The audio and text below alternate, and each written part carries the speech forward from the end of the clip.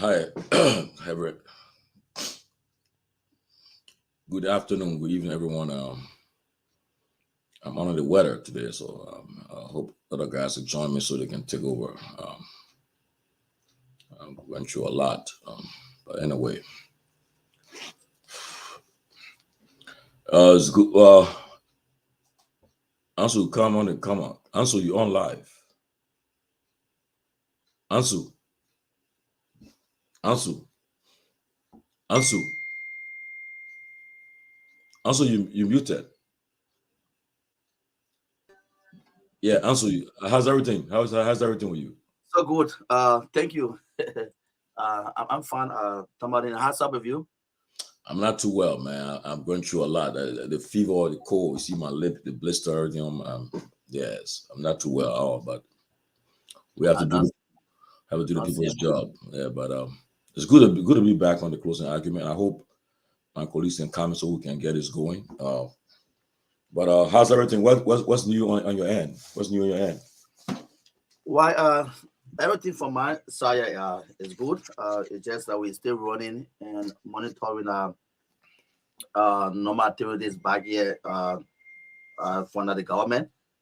As may be aware that the the president set up uh, a task force team in terms of uh, to crack down corruption. So there's a task force team he set up in before leaving for Africa. Yeah, Yeah, and President left articles today, right?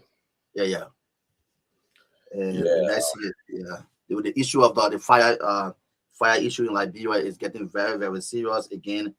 Today, somewhere in the Pinsville Belt, one of the community school there again. Uh, the, the parents and instructors were just so smart as we learned that the the school authorities started experiencing smoke in the building. Wow. Yeah, so the parents were very fast to get on the campus to get the students to get the kids out. Wow. Which school was that? That's the it's a Bishop Matthew. Yeah, Bishop Matthew School. That's the school name. It's somewhere in the Dubo Road belt. Bishop Matthew Norwood High School. It's somewhere down in the Dubo Road, just before the reaching the Dubo Road Market, right after the Truth FM compound. It's just about 2 minutes, maybe drive, or the minute drive from Truth FM compound to that school. And there was a fire outbreak. No, I think they started experiencing smoke. The smoke took the entire building, and which led to over 20 of the students indeed. Yeah, went unconscious. 20 of the students because of the smoke. So that took the entire compound today. But there was no fire. I think what happened is the authority of the school just started to see this, heavy smoke, and they were able to this put it under control. Wow. But talking about the fire, I'm very disappointed though because they fired the guys are left from here. The fire chief guys are left from here. I'm told Mhm. they are disappointed right now. I haven't spoken to them, but from a reliable source, I heard that they are very disappointed. They are planning to help Liberia, help the country, but the guy who was the fire chief, Dixon, that was removed this week. Mm-hmm. That's the guy they have been working along with. They have been Yeah. grooming this guy, helping him a lot. President Weah kept him, and when he took over Yeah. and working with it, they have promised to help the Boga administration. But now, when they did the latest appointment that was done and removed this guy and brought somebody different who has no idea about fire science and appointed them, they are discouraged. They are not happy at all. Mm. They are I'm informed that they are going to they are even thinking about just forgetting about Liberia until Liberia is ready to take care of fire issues. They are very very disappointed, and especially they gave their advice, they gave their counsel, and said that I mean this I mean, people within who they have trained to be elevated, but now they are not happy at all, and they are very disappointed. And so as a result, they are completely. I heard that they are going to be writing the president to tell him about the disappointment about the recent appointment at the fire bureau. They imagine people were wanted to help, and the people gave advice, and then the president he did not even consider. And these are his friends, though, people who the president been dealing with prior to becoming president. They went to they were invited for his inauguration, went there and all, and then they met and they gave their counsel, gave their advice, the expertise advice, and then the president ignored and appointed. And they advised that places that the fire bureau is not a place to appoint partisan, somebody who's a partisan. No, somebody who knows the job, who they have grown. That's a professional. That's a professional era where you think someone who knows the job. You see, and because of that, they are disappointed. And you see, even in the great United States, the places like the Secret Service, the president don't have that. The president, it's so organized in a way that as soon as the president takes over, the Secret Service already organized. They gave him his security detail. Even Trump, although Trump can be attacking, causing Biden, but his Trump guy is security detail for life until maybe if he's convicted and he put to jail before they'll leave him. Yeah. Right now, he goes around cussing. He's still protected. They gave him Secret Service and protection, and that's what they do. But what happened? The guys are not happy at all. They are very. And Tommy is one of the major things back home here. Liberians, the coming of this government, especially with this rescue mission stuff here, seeing where people have worked over the past years in the past administration, looking at the work, I think they do expect them to look at the track records. If you do see that, this individual, a certain area, looking at the type of work that they have carried on, looking at the type of work that they have done, looking at the type of transformation that they have carried on to some of the institutions. I think you're just building up from there. You just, just move on with the team. So, looking at it, people see like maybe these people maybe they just giving job out. Even if this area here, the person have even transformed that place, have been massive work. That place is providing income for government. But that's just see as a system where because I come in my own tell you what comes in, I have to change this other group and put in another group in. So whether this man is doing the right thing, we have to move in from there and then put in our own person into that area. So the way he's saying it's a professional area when it comes to fire issue. And Dixie has been to that place for a very long time. The past president worked along with him. So looking at I think his past work and professionally is why his partners, international partners who train him, decided to just continue with him, even though this government come in, they can meet up with this government here and say, this man he been trained, and let's just keep on. Let's just keep working on. So if those areas, even where you appointing people, if they have even done the work, you ain't changing them. So it goes to the 10 years era.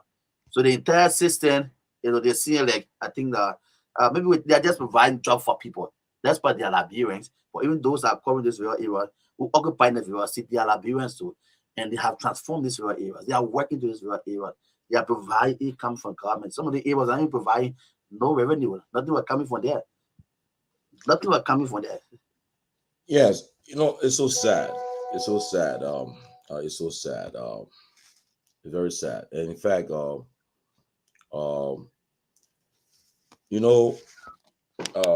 would say yes. The tenure issue. I just spoke to Kwame Clement before I got on the show. In fact, he told me he's no more with USAID anymore because he said when he was at USAID, his hands were tied. Nothing he couldn't even take part in the discourse. But he's now with USAID no more. He's into the private sector now, and he's looking forward to joining coming on our show in the coming weeks.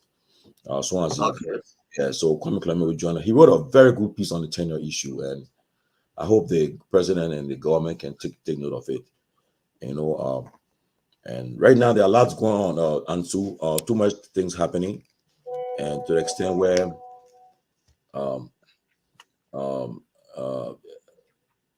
yeah, so a lot of things happening right now, and that's we need to just we don't know what to say, but you talk to people who are involved with the rescue team.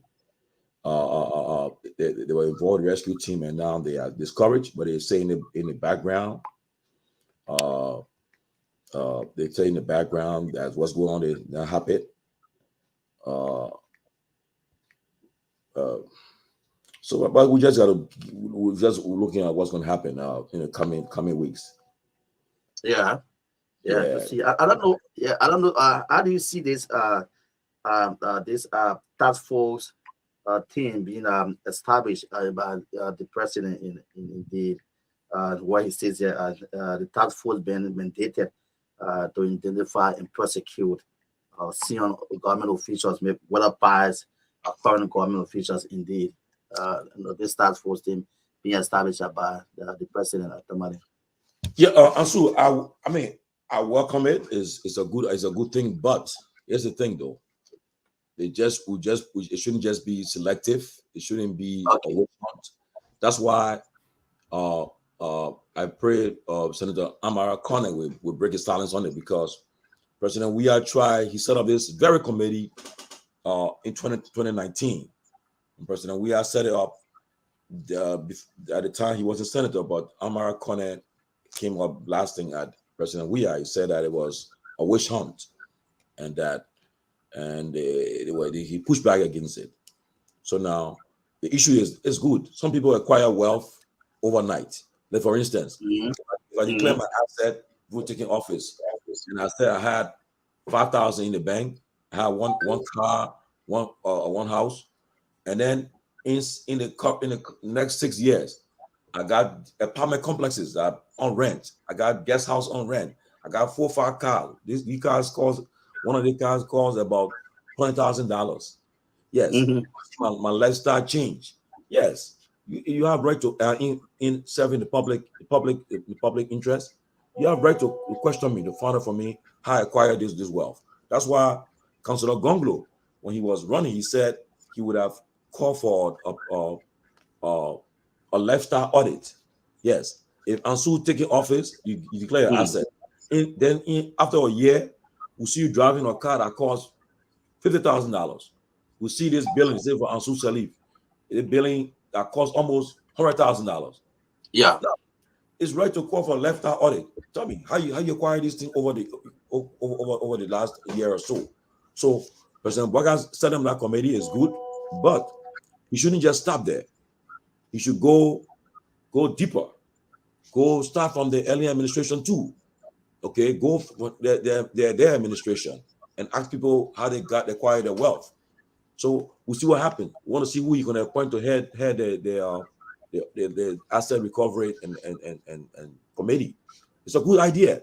When President Weah started, he appointed Arthur Johnson and others on it.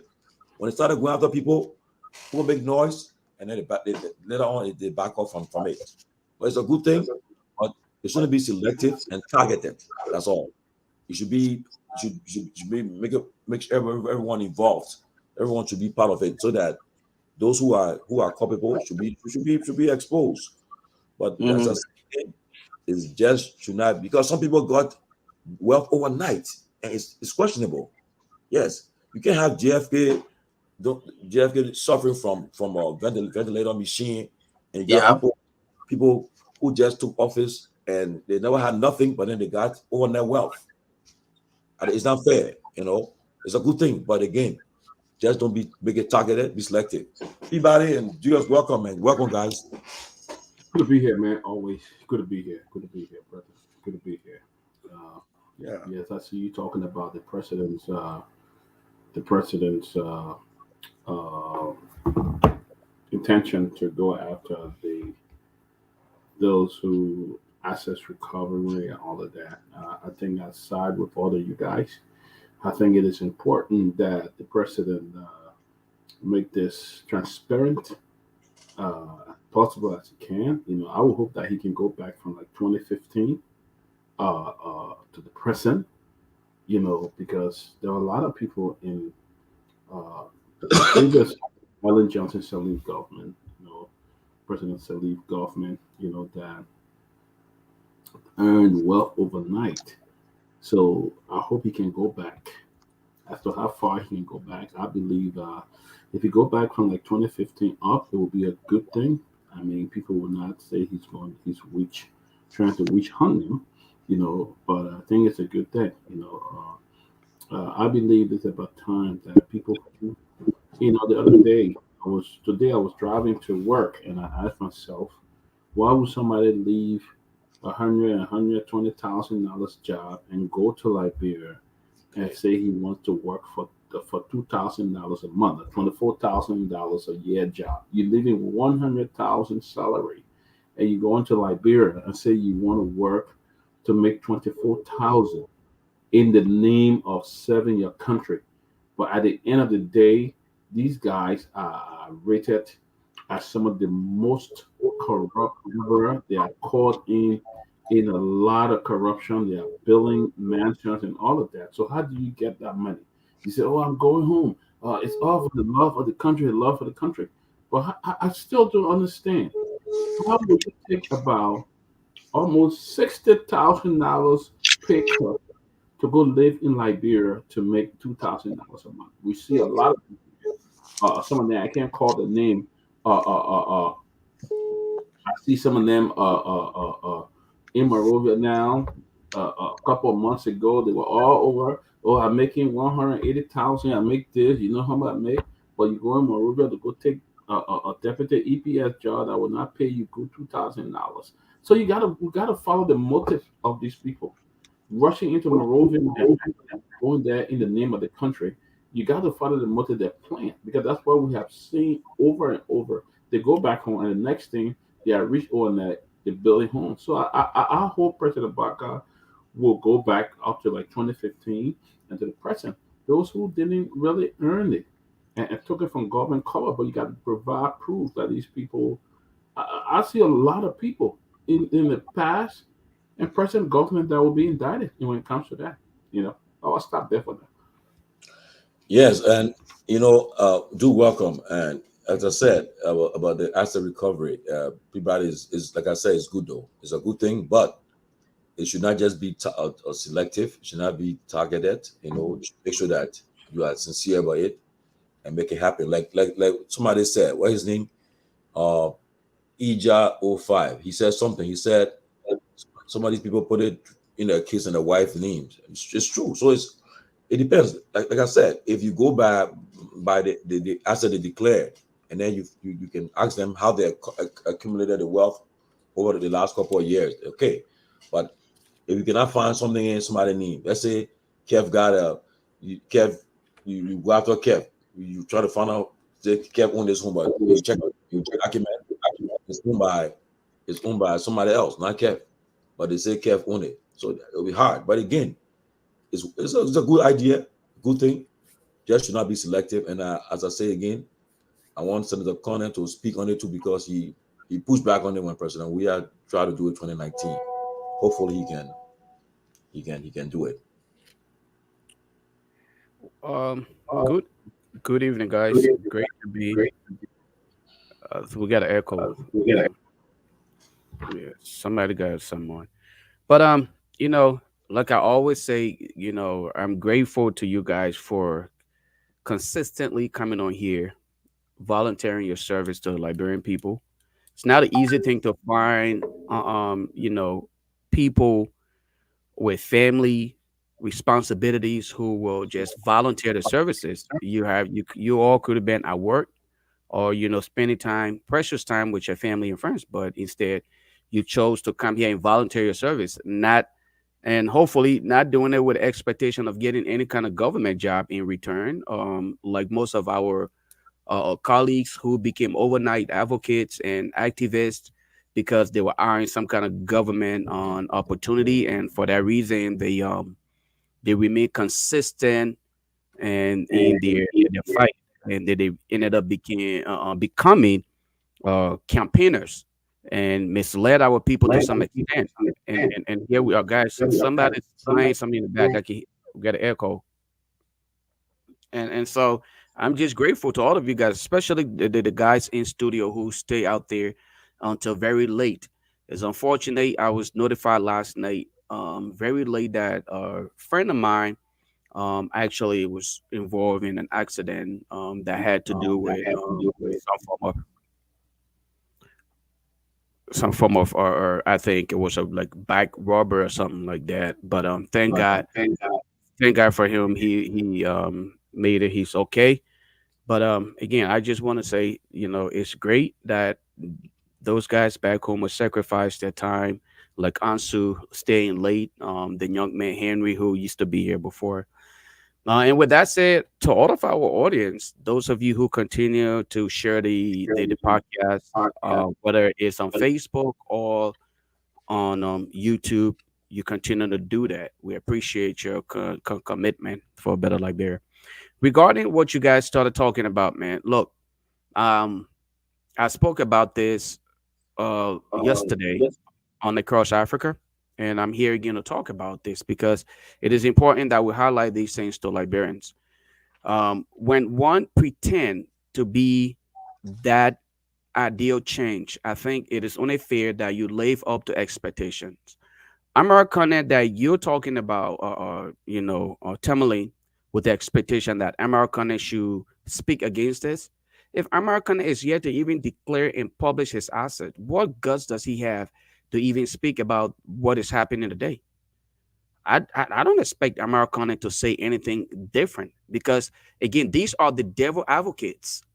These are the people who would defend anything and everything because it's in their selfish interest. These are the people who would do it because at that point in time, the devil is on their side. I like the idea, and I must applaud the president for deciding to go after these individuals who became overnight millionaires. And this is why a lot of the other young people who claim that they were making $200,000-300,000 in the United States are leaving a $300,000 or $200,000 job to go to Liberia and work for under 1,000 or probably $2,000 monthly. Who in their right mind think that they will believe that? They all have seen the honey pot, and for that reason, they are all doing everything possible to go and become the next overnight millionaire, and doing it at the detriment of the masses, doing it at the detriment of the suffering people, at the detriment of those students who just want to go to school, but not wanting to go and sit in class, but get quality education. It's unfortunate that they are doing these things at the detriment of those innocent children. And so I hope that the president, while he's pursuing it, he will not simply do it because he just want to satisfy people's view. Oh, this is happening today. So, but not continue it. Because I remember at one point in time, I think President we are attempted, like you rightfully say, Timberlane, that he attempted doing it, but it didn't go too far.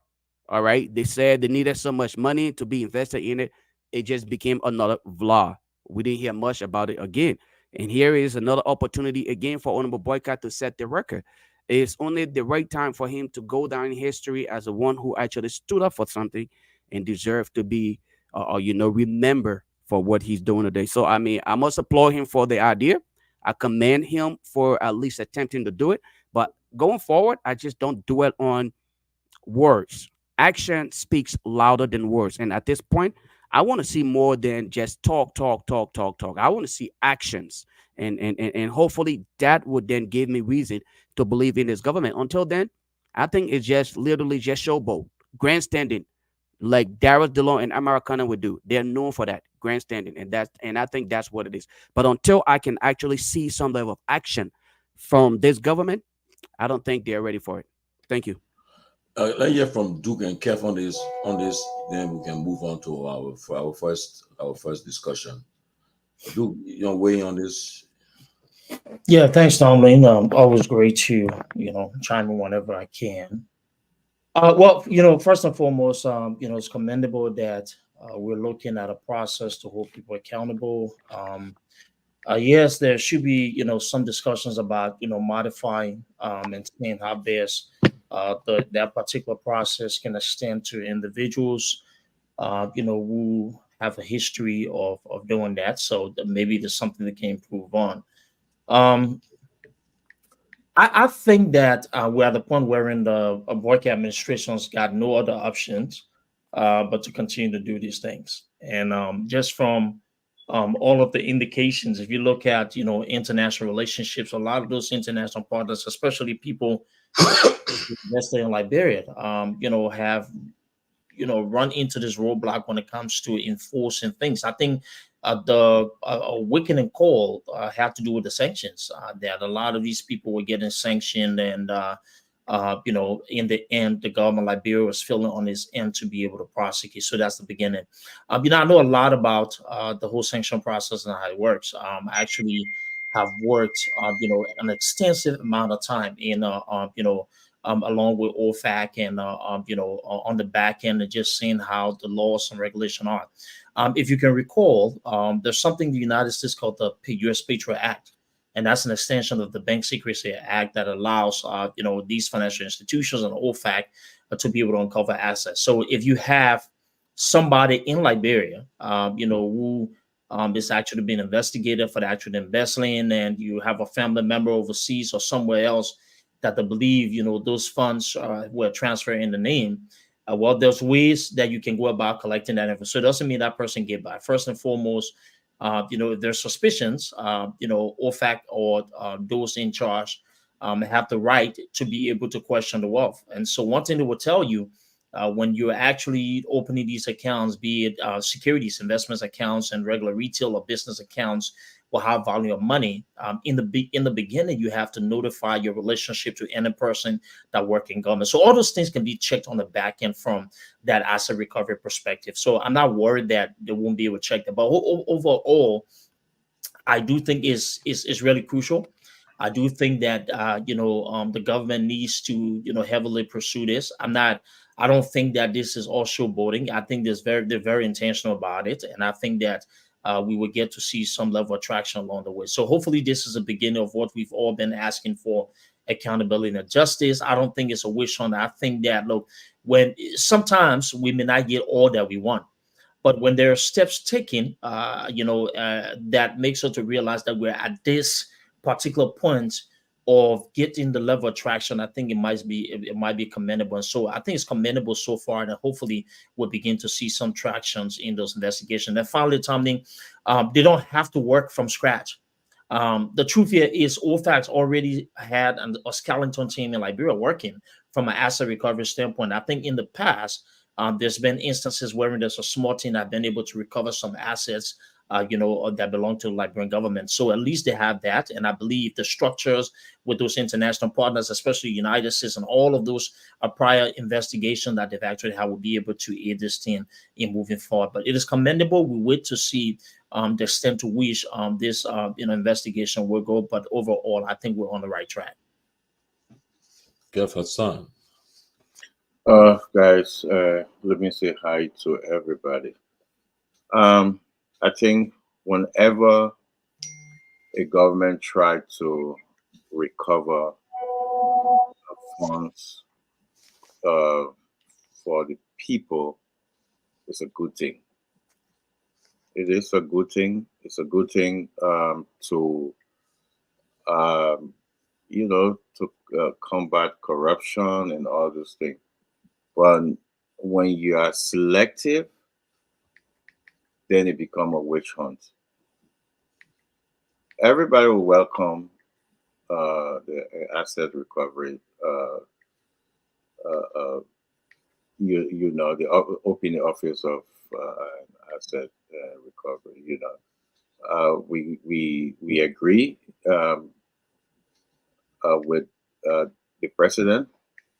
But you have to you don't have to be selective. We know since 2005 to 2017, lot of money into Liberia, and we all know how they looked at. If you don't believe me, you can believe the current president, because he said it himself. He said there are people squander opportunity. If we squander opportunity, ministers are working for themselves. We talk about corruption. The president right now, office were flagged for corruption. The group of 77. My good friend Duke, very brilliant guy, talk about corruption with JMB all through the campaign. A famous PL 480 famous thing. He spoke about corruption. So I think you can't come and say you're gonna flag a certain time and leave your own. So we call it witch hunting, and we're not gonna stand for that. And I would say this loud on this platform. We will not stand for witch hunting in Liberia. If people think it's a joke that the president would come and do things and start witch hunting people, Liberia, open your eyes, watch and see. See if that will happen. It's not a threat. It's a right of all Liberians to not be witch hunt. So if the current president think he's going to be selective, trust me, it will not happen. But we open for it. You can go back. You can he go back since 2000. We can go back 2005. We all know Knockout. What happened in Knockout? If you want to know what happened in Knockout, go to Al Jazeera. Listen to Al Jazeera tape. You will see. I think Lofa Julius played that on his show several times. And if you're gonna say we will not go back there, we don't care, then I believe it's a witch hunt. So you can do it. We welcome that. But when you try to witch hunt us, trust me, it will not happen. Before we go to the visit by the ambassador at large for global criminal justice, Ben Venshak, we'll go there. We'll talk before. Let's take it down a little bit. Before we talk about this, the president. We'll talk about this. Let's take it down first, please. Okay, the president has finally made his first official visit to all of the country since he became president. President Bouaka left today for Cote d'Ivoire, and he carried a high-powered delegation to Cote d'Ivoire for a one-day state visit. And he'll be meeting with Ivorian counterpart Alassane Ouattara. You know, President, the issue about this Transco CSLG is a problem. I think we owe Ivory Coast some money, and I think they have shot us. I think we're in trouble with them. One of the reasons why I think he's going to make sure that he's to get some help from his Ivorian counterpart, and also you have a joint commission meeting with Liberian Ivory Coast Joint Commission meeting, and he traveled with his foreign minister Cyril Beslo Yanti, his finance minister Boima Kamara, his agriculture minister Alexander Nuta, his senior economic advisor Molly Paul Kamara, and LEC MD Morning Captain. He also traveled with acting chief of protocol Nyenwolo. Nyenwolo was from the WE administration, so she's still there. Presidential press secretary Kula Fofana and his executive assistant to the president Mori Yuade Nima. And it's a issue while he's away, the Minister of State Sylvester Graceful will chair the cabinet in close consultation with Vice President Kuhn, while the president remains in contact via phone. He informed the legislature about his travel. But let's see what happened from the Ivorian visit. We all knew about this visit coming up, and But just wanted to talk about it. If you guys got anything to say about the visit of Cote d'Ivoire, you guys can weigh in before we move on to the next one. Anybody got anything to say about Yeah, Tommy, if I can, there's something I wanted to pick up on the previous point there, if I could. Quickly before I run into the Cote d'Ivoire thing there, I believe that transparency and accountability should be balanced. It should be based upon the evidences, based upon the truthfulness, right? And I do encourage the scope of this investigation to extend where need be. And yes, on this show on several occasions I spoke about instances wherein there were questionable behaviors, the famous PR 480 that a lot of people now remember. So it's a good thing that Liberians are listening and they can run with these things. But I also talk about the widespread corruption on the previous administration. We wouldn't be here today if the previous administration had audited the past government. The president of Liberia ordered investigation into NOCA. When the findings of NOCA came, and we called on the president at that time to make those findings public, he never did, right?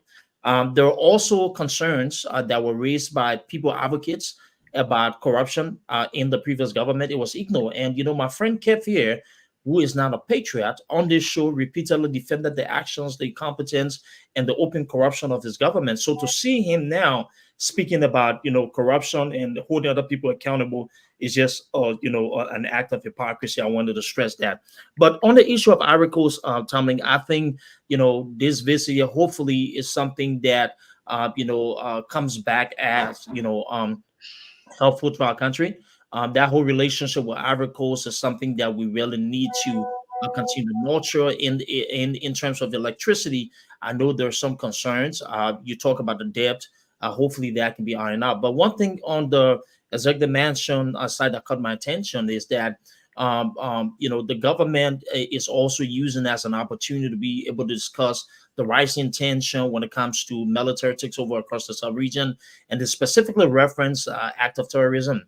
And so those are good, a conversation that needs to be held so that way our country is protected and we have the right atmosphere for business as well. So overall, I think it's a good opportunity. Hopefully, the president will come back with something for us. But I think this is an opportunity to foster that particular relationship with Ivory Coast and make sure that our different apparatuses are actually benefiting from that entire Mana River Union relationship.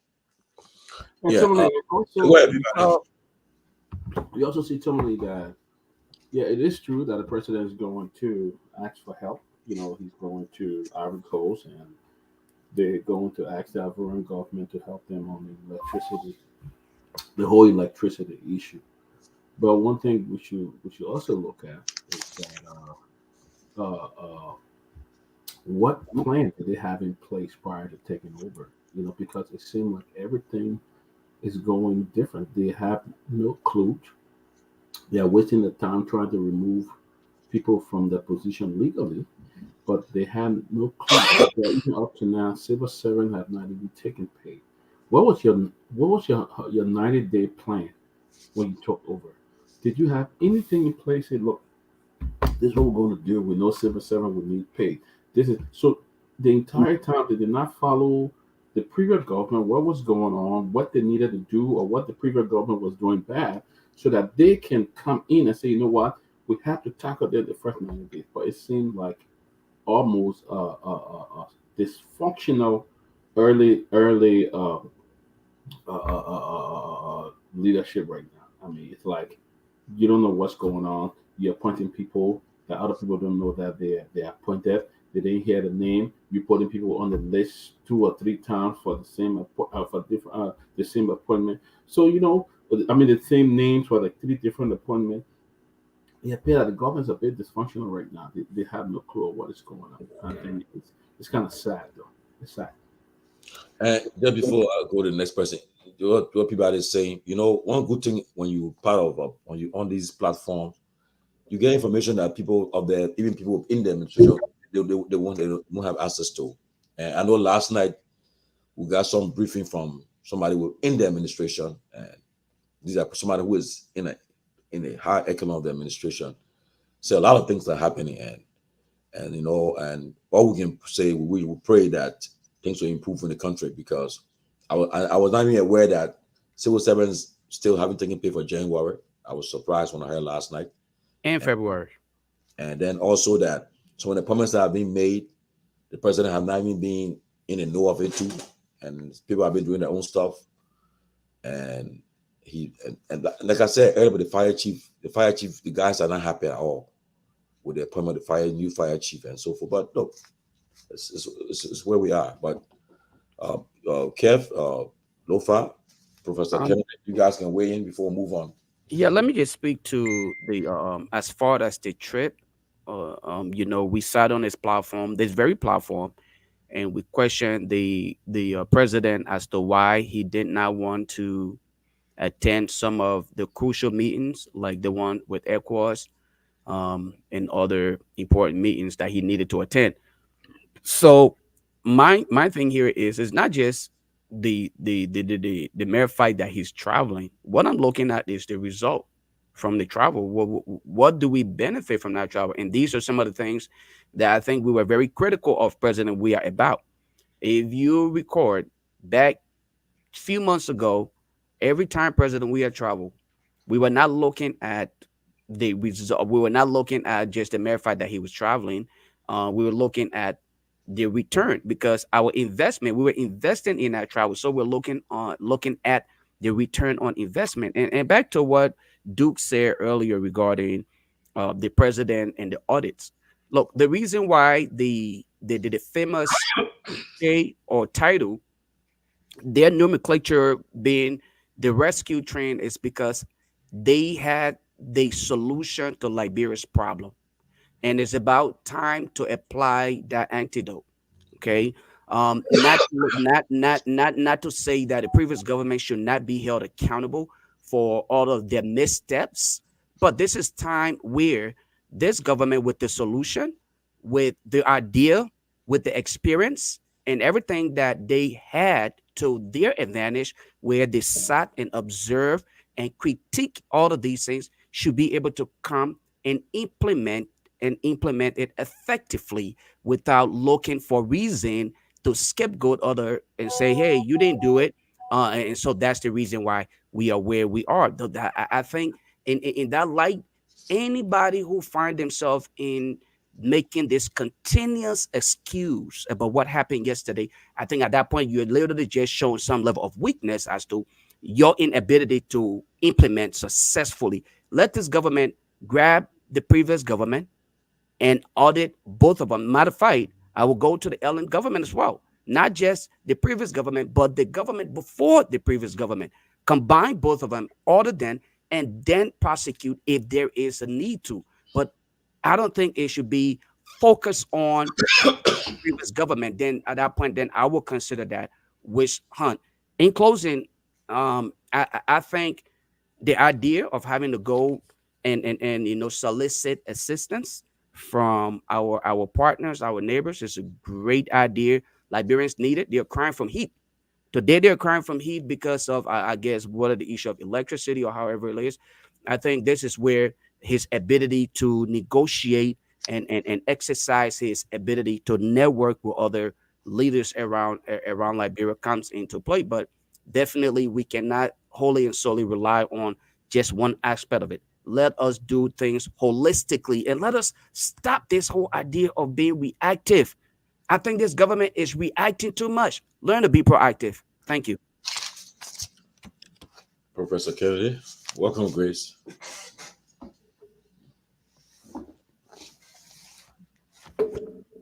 Professor Kennedy? Yeah, guys, I've been following. So you guys spoke on two things. You talked about the asset recovery. You talked about the trip to Ivory Coast.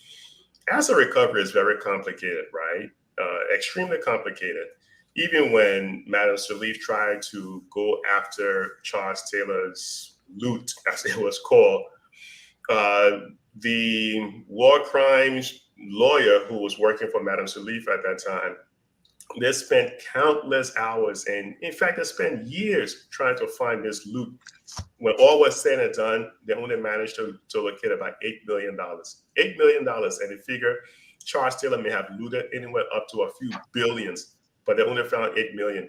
And even when the Globe newspaper in the US, right, the Boston Globe, when they wrote an article saying that Charles Taylor had looted Liberia, Charles Taylor, knowing that he didn't have any evidence, because like one of the asset recovery lawyers said, any good warlord will know how to hide money. So he turned around and threatened to sue the Globe newspaper because he said what they wrote wasn't true. Asset recovery is not an easy thing. You need to bring people in who are highly technical, because the previous government tried doing it. They brought in Grant Thornton, right? Grant Thornton, this forensic accounting firm from the UK. They were over at the central bank. They were going through records.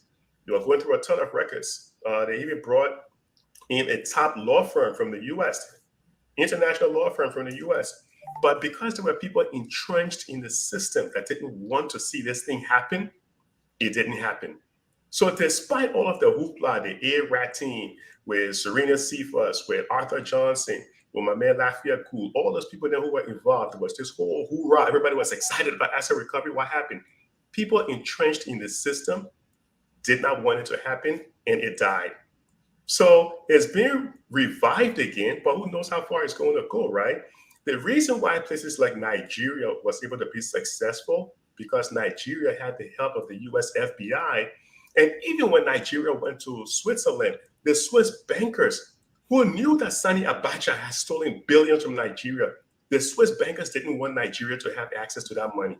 But eventually, with the help of international community, Nigeria managed to recoup billions. Even the island nation of Jersey has so much money over there. It takes a lot of, it takes a lot to get it done. You need people in there who are really hip on the banking system, like what my man Duke was just talking about. You need to know how the banking system works. You can't just walk over to, when a central bank moves money out of Liberia, they use a system called SWIFT. You cannot go to SWIFT and just ask them to see the audit trail of how money left Liberia. It doesn't work like that. SWIFT is not going to give it to you like that. You got to be able to prosecute people and show reason why you need access to that data. So, there are other teams. There are other teams in Liberia that I know of who would be well good in doing this thing. But I'm telling you, man, the political side of it would make it extremely difficult for them to succeed. So you have to look at the politics in that. In terms of traveling to Ivory Coast, look, here's the thing. I don't care. People say money is the root of all evil, but money is a great start to solve some of the evil problems that happens in your country, right? You need money. You need a ton of money. The place that you have to go for money is Wall Street. The World Bank, all these guys, they get their money from Wall Street, because when the money they're lending to these poor countries, they get it in the form of bonds that they're selling to Wall Street. So if you want that level of money, even some of these guys in the HPX, the money HPX is using for that railroad, they got it from Wall Street. The Lobito corridor, these guys are getting this money, a combination of the US government and Wall Street. So going to another poor African country to borrow money, I don't think it's going to be very successful. You're putting yourself in more debt, considering the World Bank just indicated that you have a high risk of debt default. So I don't understand the strategy. Maybe they know a whole lot better than I do. I'm sure they do. They're on the inside. But here's the last thing.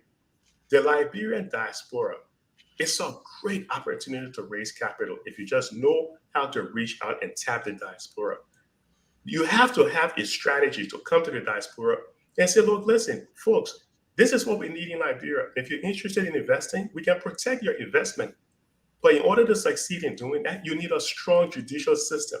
You can't have people just paying and buying away for a verdict. So there's a lot of things that has to be done. I don't want to sit here and be critical, because I know when you're in that leadership role, it's not easy. It is definitely not easy. Back to you, Tomalin. But for a second, before I go to Grace, let me ask you. Let me just hold you there. First of all, this asset recovery stuff, you from what I'm understanding, you're gonna hold back until you find out how they're gonna, until you find out the TOR and those who will be appointed. Because from what I listen to, when I listen to you, you are broad. It's a broad process. It's not just like how people is looking at A to B. That means you got international people involved in all, and to trace people wealth across overseas bank. So you think you are concerned about the people that will be nominated to head the process, and also the TOR. And then lastly, I thought under the IMF program that Liberia is on right now. We're not allowed, we cannot borrow money from another source. Can you just help out there? Yeah, so I'll take the last question first, right? So you're absolutely correct. The extended credit facility program restrict the way you can actually borrow money. You have to borrow money on a concession basis. You have to do it through concession agreements, which is why you see a lot of the borrowing they're doing is based on concession. But you can change that. You can absolutely change that if you go forth to the IMF and you have a good plan in terms of how you're going to raise the money and especially how you're going to pay for it. The reason why the IMF, and you see a lot of countries sometimes do not stick to the plan offered by the IMF because the IMF has shown no record of being correct. Even a small country like Liechtenstein, IMF, the economists, Flukeman, and all these guys, they told this country, hey, you have to borrow money in this way. The country said, no, we're not going to try that. And today, it's one of the richest countries on the planet. Sure, the IMF puts you in the ECF program, but you can come out of it if you have a good, strong strategy in terms of how you're going to raise the money and how you intend to pay it back. Because Liberia is at a high risk of debt default, not high, a moderate risk of debt default, which is not good, which is definitely not good. Asset recovery, I think the best place to start is you have to bring the US FBI in. You have to bring the US FBI in because that was what Nigeria did as well. They work alongside the US FBI. There are a couple of laws on the US books that I've seen because I was actually working with a few people who was involved in the asset recovery. I was talking to some of the people over in the UK, some of the people over in the US. I was in conversation with them. So I know some of the laws that's on place to help people, to help countries like Liberia do the asset recovery. So I think the great start is to talk to some of the professional asset recovery people to get it done. But what they could do, they can outsource that entire thing, Tomalin. You can outsource it. You can outsource the whole asset recovery thing, including the litigation, including the prosecution, and all that stuff, and the money being recovered. You can outsource that thing and get some money upfront right now, up to about 100 or 200 million upfront. You can have that if you outsource it. How do I know? I was in meetings where it was discussed. Tell me just 1 second, please, if you wouldn't mind. Professor's right, some of the things you said on that. Let me remind everybody that during the Sani Abacha time, it was a different period, right? We didn't have the level of advancement. What makes it easier now is because of the U.S. Patriot Act. The Patriot Act opened and gave more flexibility. Talking about SWIFT, I had access, right, for my company in, assisting in verifying SWIFT transactions when it comes to actually international sanctions. I have records and documentation wherein I have been part of court proceedings with evidences from my institution when there was suspicion of actual money laundering as well. Those things are possible. Liberian government does not have to take on the initiative on its own. That's why you have international partners. And with global terrorism on the horizon, the United States government also has actually expanded its reach. So all they need to do is to be able to, like the professor said, reach out to people. Even the United States, the partners will be able to assist them. Like you said, the FBI was very helpful in the whole Nigerian case. In this case, OFAC and other regulatory institutions can do that because if you really see it, if their monies, for individuals believed to be involved in this thing in the United States, it's an easy process, and you just need to coordinate with the right groups and the right institutions to be able to get that level of help. So to me, it's possible. It's just about knowing how to get through the policy, the different processes. Okay, Grace, you want to say something before we move on? Yeah, thank you, Tomalin. It's nice to be here today. I would like to say happy International Women's Month to all the women of the world, and especially Liberian women. And I would like to thank you guys for having me here. I would just say quickly that access declaration in Liberia and whatsoever process the government has in place to carry on that particular drill, I don't think it's going to be easy. I'm not saying that they can't do it, but I'm just saying it's going to be hard. And it would be better for the Joseph Waka government, if they want to do this, to start from Ellen Johnson's early time, because during that time, a lot of assets was stolen as well.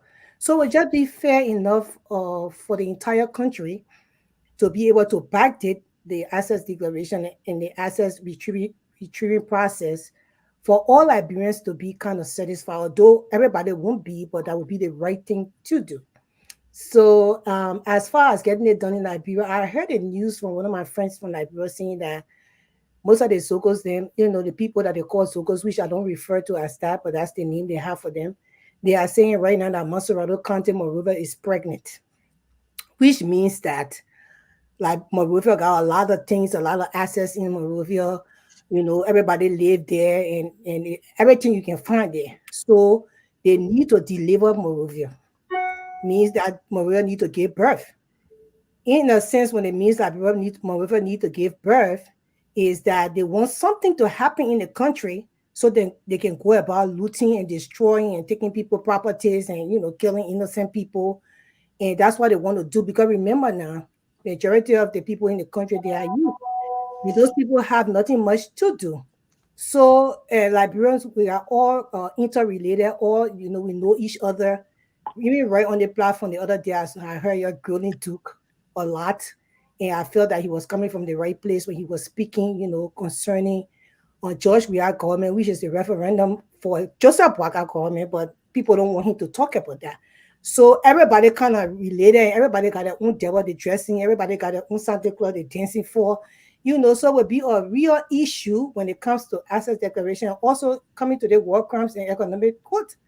It will not be easy because people will start to fight for the people they love and their friends and their family members. And for some reason, Liberians always provoke God when it comes to that. I was just discussing that with my good friend Phil Harding this morning. So it's not going to be an easy task. Now, am I saying that Joseph Waka government can do it? They can if they want to. They can stand and do the right thing, but they have to stand very strong when it comes to the process and not be biased when it comes to that. And saying, oh, this person and this person, it's not going to work that way. If we want to be straightforward, we want to succeed and be very successful in the things that we do to bring the country back to the change that we want it to be, then we have to be fair to even our brothers and sisters that I don't care whether you my brother, it's time for us to do the asset declaration and you are in government, you need to bring forward whatsoever how the process will, everybody need to abide by it. And that's the only way Liberia will really move forward. That's what I have to say on this one. Okay, guys, you bring the release from the U.S. Embassy. Let's start talking about what the release from the U.S. Embassy.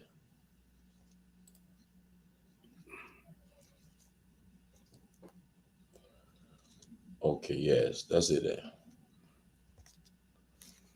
Okay. We can read it. I can't read it. I can't see it. Like, is there somebody in the studio? Answer. Okay, let me just go ahead. If you could just summarize. Congratulations to the Liberia's House of Representatives on passing a resolution to establish a World Economic Crimes Court. The positive news coincides with Tuesday's successful visit to Monrovia by U.S. Ambassador at Large for Global Criminal Justice, Beth Van Schaak. In her engagements with the government and civil society, Ambassador Van Schaak underscored U.S. government support for accountability and justice for all Liberians. Now, there's a training issue. The House of Representatives passed this. I think they were looking for 37. I think they got over 45, I think. And they have passed the House. It's now to the Senate for concurrence. And then they will reach on President Baka's desk. Guys, this is causing a lot of issues. There's trending. The U.S. government is falling behind it. But, one of the main guy who is involved, in fact, I've been calling him all day today. Yesterday I called him. He picked up the phone. He's not happy. Everything I got, I sent it to him. I sent all the stuff I got, I sent to him. And I know he's not happy about it, but he been speaking on other platform, other station. I was gonna say, Tomalin, can we try to get back to him because it feels like we should give him the opportunity. I'll try doing the show, but let me just give it to the platform to open up. Everybody can at least spend 2 minutes. I beg you. What's your perspective, or just give your take on this War Economic Crimes Court? The resolution that's before the Senate now is at the Senate now before going to President Boycott decks. Lofa, let me start with you. What your perspective? What your take on it? First of all, let me say this: Liberians should be excited. Liberians everywhere around the world should applaud this decision and should look up to their Senate Okay, and those senators who represent the interests of the people to see to it that this bill passed without, I mean, that it passed with flying color. I listened to, and I'll play the video for you. I guess one of the individuals involved. I need to get his name, but I'll play the video for all of us. This is a very short video where we all can listen to what he had to say. But again, I think I spoke about this yesterday, and I spoke about it on another platform. I want to remind Liberians every opportunity that I have to listen in on conversation about the establishment of the War and Economic Crimes Court, I try to listen in to see whether this is just a mere witch hunt or targeted idea for individuals. That is not the case. This is not the case. From all indication, when I say whether it's phone call or just sitting in person with some of those with ideas as to what will happen, I don't sense any form of, witch hunt or just targeting of individuals. I think this is an opportunity to put us on the right trajectory. Liberians want justice. Liberians are asking for accountability. They are not targeting Senator Prince Johnson. Why it appears as though he's the target, that is not the truth. This is an opportunity for Senator Johnson to be vindicated. He can simply go and make his case. He's not simply just going to get ransacked and thrown in jail. That is not the way it works. He will be given the opportunity. The only reason why I see a lot of people continue to mention Senator Prince Johnson, simple, because he appears to be vocal about it every time he hears about it. When people say War Crimes Court, he responds. So it's almost like you're in a group. Every time people say there's a thief, you return. Why are you talking about a thief? Why are you talking about a thief? So you draw all of their attention. That is not the case with the War and Economic Crimes Court. Liberians, we are looking to just get what we deserve, and that is justice and accountability. So I think it's a good thing. We are on the right track, and I want to applaud President Joseph Numa Boakai for doing this. If you don't do anything to the rest of your tenure, I'm going to say to you, congratulations, bravo. Something that President Weah should have done, and he had all the authority to do it. He failed miserably, and we are disappointed in him. I'm glad that President Joseph Boakai is doing it now for the sake of Liberians. Great. Mr. Peabody. Hello, Tomalin. I think I've been saying this. There's a video going around. I wish we could show that. When I watch that video, I think about Mother Wata Allison that was badly brutalized by one of our warlords. Beat that woman and was slapping her in the face. I think about my cousin, Augusta Abachu, who were gruesomely killed in the presence of his boss, working for an NGO, even after he pleaded for his life. I think about my aunt, many others who were killed in our civil war. They have died, their parents have passed, and they did not seek justice for the children. I hope this will be a sign that justice will come, that even in their grave, they can always say, they can roll over and say that justice has come to Liberia. But I think it is important. You can have these people these gruesome killers, walking around the country and acting like they are decision makers, or they control the country, they have influence when it comes to election and electing the next president of Liberia. I mean, these guys are bad. General Butnick will get up there and try to threaten people after he burned family alive in the home, pouring kerosene and gas in the home and burned those families alive. And he's walking around, and I think it is important, and I hope that this will not just be a mere announcement, but this will be something that will bring closure, and that some of those families who are still living will get to see justice for the family members. Larry. So it's great having this resolution passed. The only thing that disappointed me was I needed to see a higher percentage the lawmakers approve this because the country needs to do this thing in unison, right? You only have roughly 58% of the legislators, rather, not senators, 58% of the legislators approving this. I expected like 90% plus. But it's great, passing the resolution. It's going to the Senate, and let's see what happens. But here's the one thing.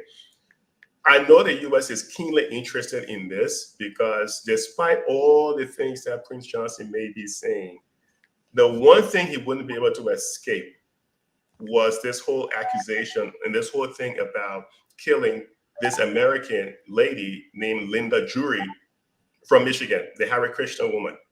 No matter who you are, where you are in this world, whenever you take the life of an American citizen, the U.S. government is going to make a huge effort to get you. They're going to make a huge effort to get you. So that whole business with that church massacre and Linda Jury from Michigan, the Hare Krishna being part of that, I think that's another one of the key reasons why the U.S. may be interested in this. But Liberians as a whole needs to come together and do this. Do this, because what it does is it sends a message out to future perpetrators that if you were to get involved in this, this is the action that's going to be taken. Otherwise, you see what happened in places like Mali. President, the vice president, sitting vice president, is overthrowing the government that he is a part of. It's that kind of nonsense. Africa has a huge number of people who are committing these kind of atrocities. Look at what happens to the poorest country in the Western Hemisphere, Haiti. If you don't prosecute people, eventually you'll have people who haven't been rehabilitated for some of these crimes come back in the form of gangs or zobos. And that's why Haiti is like a failed state today. You had the guy from the Fugees, man. What's the rapper name? Oh my God, his name was just on my lips. But he was singing Wyclef. Wyclef, Sean. Yeah. So you have Wyclef singing a song saying the president's got to go. That is because you see what happened when you have gangs taking over our country or something like that. We need to do this to let future perpetrators know if you get involved in this, you're going to be prosecuted. And people who today have benefited from that war, they should be able to pay back some sort of a restitution to families who were harmed by that war. But we need to get this done. And you know what would really get it done? We need to see some timelines so it doesn't run in perpetuity, right? It doesn't run for another 20 years. Please put some timelines on it. We're going to have this done by this time. We're going to have this done by this time so people can see some measurable things in there. We can measure it to see how far we're making progress. Otherwise, we're hot on it right now like a microwave. Give it another 6 months to a year. We're going to cool down and it's going to be dead again. And we're going to wait another 1 or 2 years before it come up. Let's put some timelines on it to see if we can measure how much progress we're making. That's how you get it done. Grace. Well, the war and economic crimes court discussion, especially when it relates to Prince Johnson, has been a long. It's been out here for a very long time, for many years, and I still do not understand why Prince Johnson wants to associate this war and economic crimes court to himself. It just doesn't make sense because he wasn't the only one that fought the war in Liberia. A lot of people fought. And also the economics, part of the whole war crimes code, a lot of people need to be held accountable for those things. So I think he just always make it like it's about him.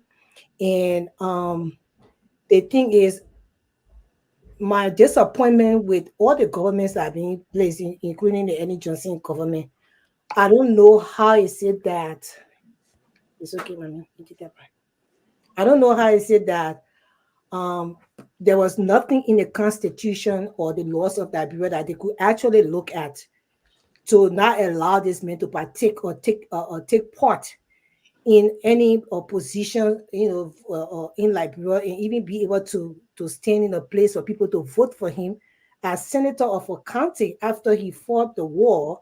And with everything that went on, I know people will say, "Oh, they excuse that," but Charles Taylor fought and he was president of Liberia, but later on, Charles Taylor was told to, surrender himself, although for another crime in another country, but associated with the war of Liberia.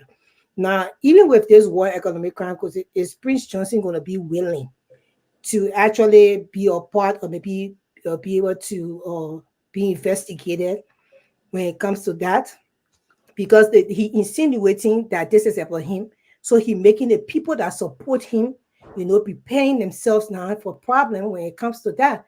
But I just feel that the Liberian government, they should have the political will, and they should make sure they have enough support from the international community to be able to prepare them for what is coming. Because concerning this war and economic crime school, I don't think when it's established, it's going to be an easy ride, because Prince Johnson is not as civilized, let's say, as Charles Taylor. It has nothing to do with Congo and country, but he's just not into it like that, because his response when the people talk about the code, you can see his reaction that he's not going to just give up himself, even if he's found guilty of atrocities and stuff that he did to people in the country.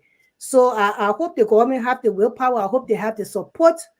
I hope they make the right decision to really establish the World Economic Crimes Code, to bring accountability, and also to bring reconciliation to our country. Thank you. Pee Wee. Yeah, thank you.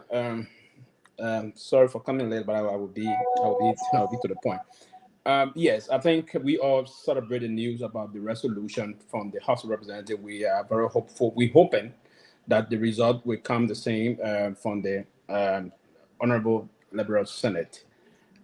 Yes, it's great. There was a time before in the country, people brought the idea about this issue about they shouldn't allow Prince Johnson to contest, or those that participated in the crisis. But again, the court said you cannot hold any Liberian if they are not prosecuted or found guilty. That was the debate at the time, right? But some other people were pushing. We started pushing the idea that, okay, but from the moral standpoint, we Liberians should not even vote for those people, because these are people that were involved in allegedly very dangerous crimes and the rest of that. But yeah, it's very good now we have the situation moving forward and in this way and manner. I will want and for all celebrate this process and the rest of that. If you were to catalog all of the atrocity, all of the massacre in the country, more than 300 different massacres across the country. Grand Cru alone had almost 19 massacres. Lofa almost 56 massacre and the rest of it. The Duporo area, the Man Gibi and the rest, Bon County, Nimba. So I mean, it will also do it will do some relief here for the victim, right? Where they will see, and that's why yesterday the ambassador Alas said that it will be a very appropriate thing when she appeared on OKFM, that it will be very appropriate and reasonable for the court to be established in Liberia, so that the victim will interact with the perpetrator and the rest of that, where they will see justice served and the rest, and all that. So we are going to celebrate this process. We hope it will do a lot of things. If the process were to go through after the entire resolution and the president would go on and sign it, right? But my dear brother Lofa, yes, the former president quickly did not renege on this process. No. We got something in diplomacy called signals, and you have to read from the signals sometime, Lofa, into this line. It was not the former. Now, this process is being pushed by the international partners. You need to observe the signal very carefully. You listened yesterday to the ambassador when she appeared on OK. She said that there's a Liberia didn't know there was a resolution access recovery. She broke the news before the executive marshal went on to publish this, right? So there's a support line. So the government is being moved to do these things. There's something in diplomacy called the arm twisting diplomacy. So the government is moving to do this because there's some support from the international partner to do this process. George, we are individually could not just come out and say, do this when there's some push. And I'm not saying this or to debate this. I know it, and I'm seeing what we predicted is what unfolding correctly. There's signals unfolding, the deep pocket theory versus the arm twisting diplomacy versus all of those things behind the scene happening is what currently unfolding. Meaning the partners really want to see this happen, and that's why it's currently unfolding. Can you give me 30 seconds to just respond quickly, Tomalin? Yeah, go ahead. To my brother Pee Wee, that statement of arm twisting is not true. Why it is true that our international partner support the idea. President, we have had every opportunity. I sat in several meetings. That government was supported fully. All right. I'm not saying from a second-hand perspective. Yeah, but I didn't want to debate. I was just saying. No. I understand.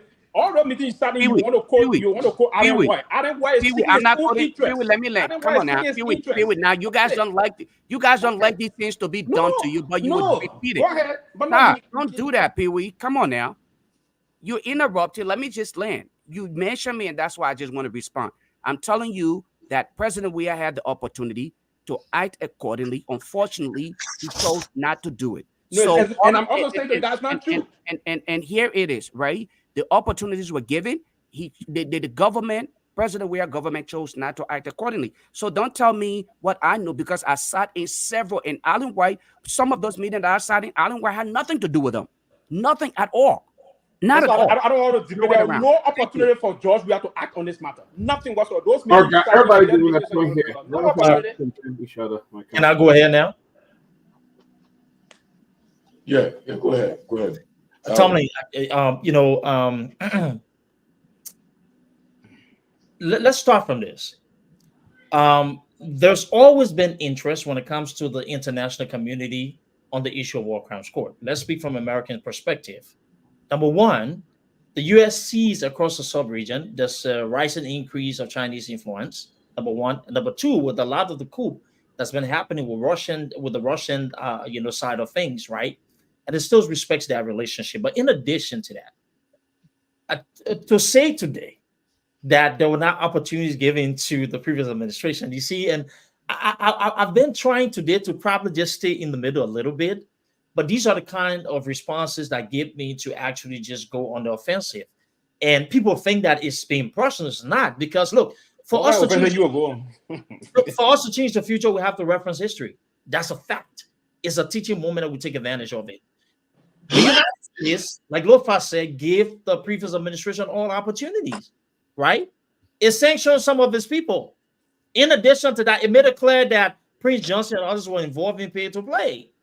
The government had all that it needed to. Actually, there were representatives of the United States who visited the Liberian government to talk about this same issue. It was frowned upon.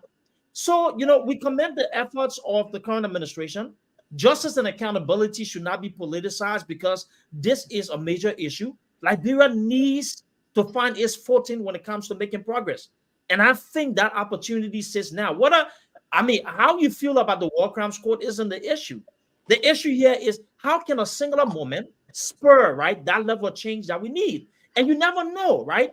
Will everything be perfect? Everything wouldn't be perfect. But the fact that their accountability and the deterrence, it puts a new tape out there for the Republic and gives future generation, even current generation, this thing to say, you know what, we cannot continue to live like the way we used to. And if you do these things, there will be justice and accountability.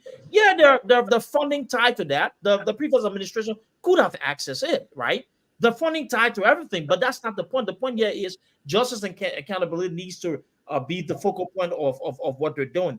And then I'm not sure if you noticed so far, I noticed that the executive mansion just said that it has suspended tariffs on the importation of rice products. So hopefully we can delve into that later on. But I just wanted to throw that in. But overall, look, this is a major issue. Prince Johnson, look, have you guys seen the video, Lofa? This man is saying that he will bring people right in the streets. He will start war, right, if this issue of war crimes court is pushed. Does that sound like a man who has remorse? He has no remorse. And this is the reason why, when you allow these people to continue to exist without the level of restrictions or accountability, they turn into individuals who think that they're entitled. So hopefully this is a new beginning. I think the Boycott administration have no choice. It's going to happen regardless of, because there is additional international pressure. This year, they don't have any funding. And this time going forward, if you can't do those things that you need to do to hold your people accountable, nobody's helping you with resources, and that's where they are. Accountable.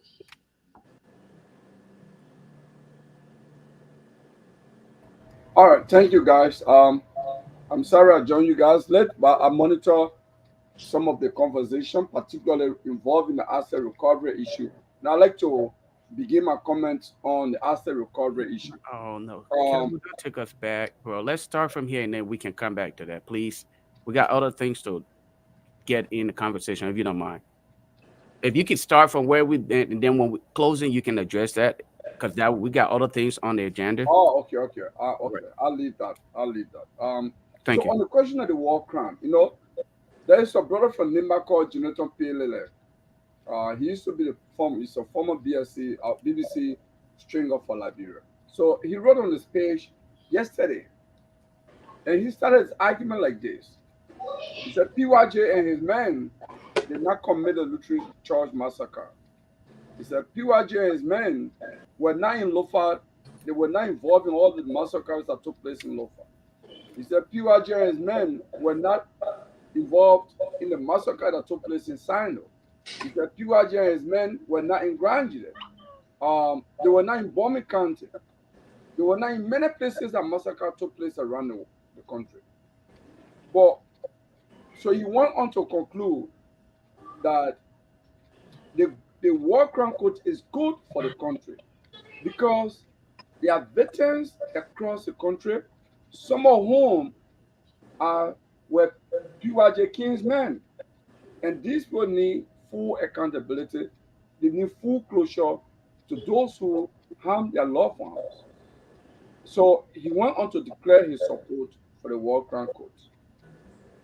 And when I read, I was quite excited. I was not surprised because I know JP, as we call him, Jonathan Pelele, I know him.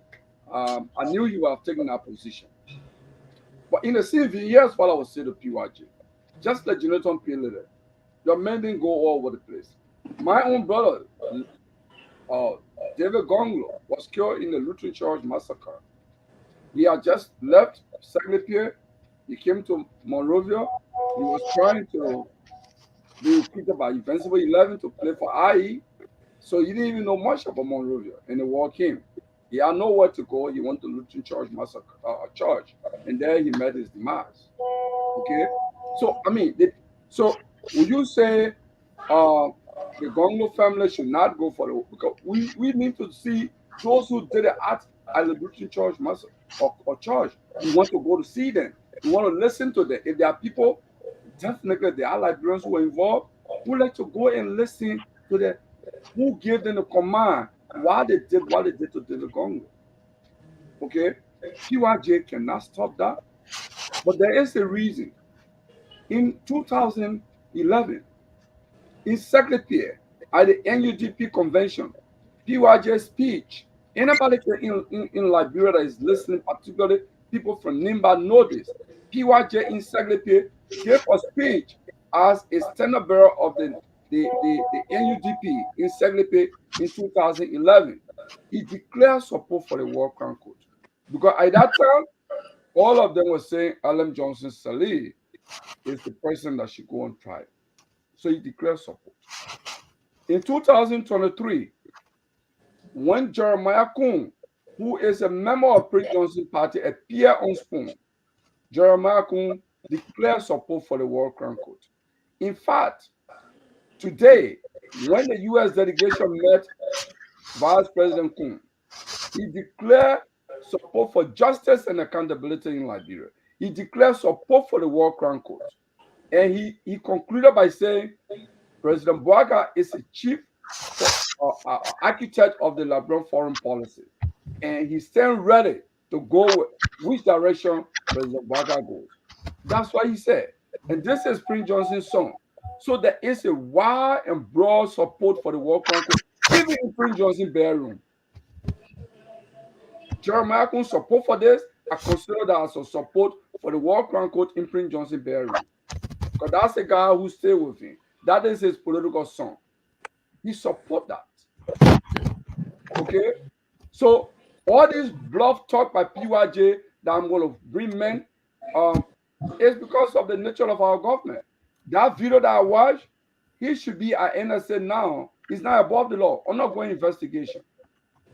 Because that video, Prince Johnson has directly threatened the state, the security of the state. He should be under investigation now. He's just a senator. He's not above the law. So I'm sorry, Brother Gongo. A lot of our people are asking for the video. Get done. I'm trying to see if I can find it. Oh yeah. We'll pull a video that I can send it to you. Somebody can send it to you also. Or you Yeah, can send it to me so we can play because So- people are so- asking which video. and it's important for us to get to know all of this stuff because the reason why PYJ get agitated on the war crime code thing is not that he has not declared support for the war crime code. PYJ has declared support for the war crime code so many times. There are so many perpetrators during the war. The reason why PYJ talks is because two things. One, he uses the opportunity. The guy stayed in Nigeria for almost a decade. So he learned the Nigerian way. He PYJ cash out on every situation. He goes out and say to his support, oh, the people coming after me, oh, I need money for international lawyer. So all the people who want recommendation for him for job, he tells them to bring him money. That's what he does. So he cash out on those things. And maybe the second reason, which might be, a common sense reason, would be that while others suffer, he's afraid to experience the same thing because he's now tasting a very good life as a senator. He's traveled, he was deputy speaker of the ECOWAS parliament. He's enjoying good life. To see himself go to jail for the rest of his life is something that he can't imagine. So he gets, kind of angry and maybe a little bit agitated on this. I mean, that could be probably one of the reasons. Yeah. Please share that. You're going over 10 minutes now. So. Please share that video with I'll close on this. Please share that video because Sylvester Pugh made that comment. When the Liberia National Bar Association submitted the draft bill on the War and Economic Crimes Code, there was a broad support from the United States government. In fact, that was done with the American ambassador McCarthy in Monrovia. There were deep and level of conversation behind the scene in Monrovia at the time. And the ambassador, Washington was waiting. That's why it was submitted. But with the instruction of President Weah, I suspect, Buffer Chamber decided not to bring forth the bill. In fact, the number of people who signed this, it was the same number. Actually, on the Buffer Chamber, 48 representatives signed. Some of them were not re-elected, but 48. No, so let move on. Yeah. But Kelebo, please send that video to me so I can send it to Lofa. I don't have it. Tomalin, are you trying to hide it too? No. I like politics. I want to go to the Peewee. Okay, people are asking the question, right? They're saying, who are those going to be prosecuted? Because which people? How are they going to start a job? Because are they going to go with the TRS report? That's people. If you go to TRS report, you got to go everybody after everybody. But now I see here they say complete listing of persons recommended for prosecution for gross human rights violation and war crimes. These are warring factions. We had how many warring factions? We had 1, 2, 3, 4, 5, 6, 7. We got Charles Taylor for MPFL, Prince Johnson for IMPFL, Roosevelt Johnson, he's deceased. You know more J. Haji G. Fikroma, you know more K, he's deceased. George Bole, LPC. Mm-hmm. Thomas Jaya Nimna, he's a senator right now. From Model. He spoke Model today. He spoke today too. I can play that video. That one I have it. Sekou Damanti Kone from Lloyd and Francois Massacre from Lofa Defense Force, but he's deceased too. Yeah. But Lofa, Peewee, help us there. How are they gonna do it? Okay, so yes, and that's one of the process. Now I was just looking at that and from the past history of what unfolded in Freetown, Sierra Leone. Now, if the resolution if the Honorable Liberal Senate concur with the resolutions anytime soon, and then move on to the President of the Republic and the President's signature resolution, now will be bending for to move on. Then we'll now communicate with the international partner. There will have to be a special representative. Then from that perspective, there will have to be a resolution from the United Nations. The United Nations Security Council will also pass a resolution to concur with what we've done nationally. If that resolution is done, then it will move on to appoint a special representative for the War Crime Code in the Republic of Liberia. That special representative will now move on to work with some team of lawyers, both it will be both international and local. And that team of lawyers now will draw the plan of unsealing the indictment for all those people. Now there will be category of how they're going to unseal those indictments. First and foremost, they will seal the indictment from the issue about our sponsors. They will have sponsors, then they will have perpetrators. Sometimes I may be a sponsor that I would incur all of the responsibility the way I went about doing it. Now, if those perpetrators, some of those people that I control at the time, if they were minors, all of their responsibility will come back to me as head of institution. But if most of them, for instance, knew everything what they were added and they didn't go through the proper regimentation in terms of war, because war is the rule of engagement. And there where Prince Johnson is allegedly, I want to believe, he's too scared because when you see it on video, so that would be very easy to collect the evidence thing, right? So yeah, so that's the process going to do. And then when they do all those things, unseal the indictment, when the indictment is unsealed, but it has to be coordinated by the special representative for Liberia Special Court, for instance, right? So that is done. Something our men have been running after and other thing, and I would support him getting it. I would think he can get it, no problem. But if that is done, then it will coordinate the process. Then it comes to witness gathering. It's a very, very convoluted and tedious process of the witness gathering and other things. Then we start finding. We need to find most of the victims also, because victims will have to move to court. We need to find the victim. Victim will have to come to court. You need to come and justify before sending all those things. So we have to move in those villages, find the victims and other things, and find spot, reconstruct some of the crime scene. Most of those, it's not genocide. Most of those massacre scenes, most of those things, people build some issues and other things, reconstruct most of those crime scenes, and then those will be used to move on. But yes, it's going to be a system after the Senate sign, Concord, the President of the Republic, going to sign. Then the United Nations will have to pass a special resolution to concord with our government.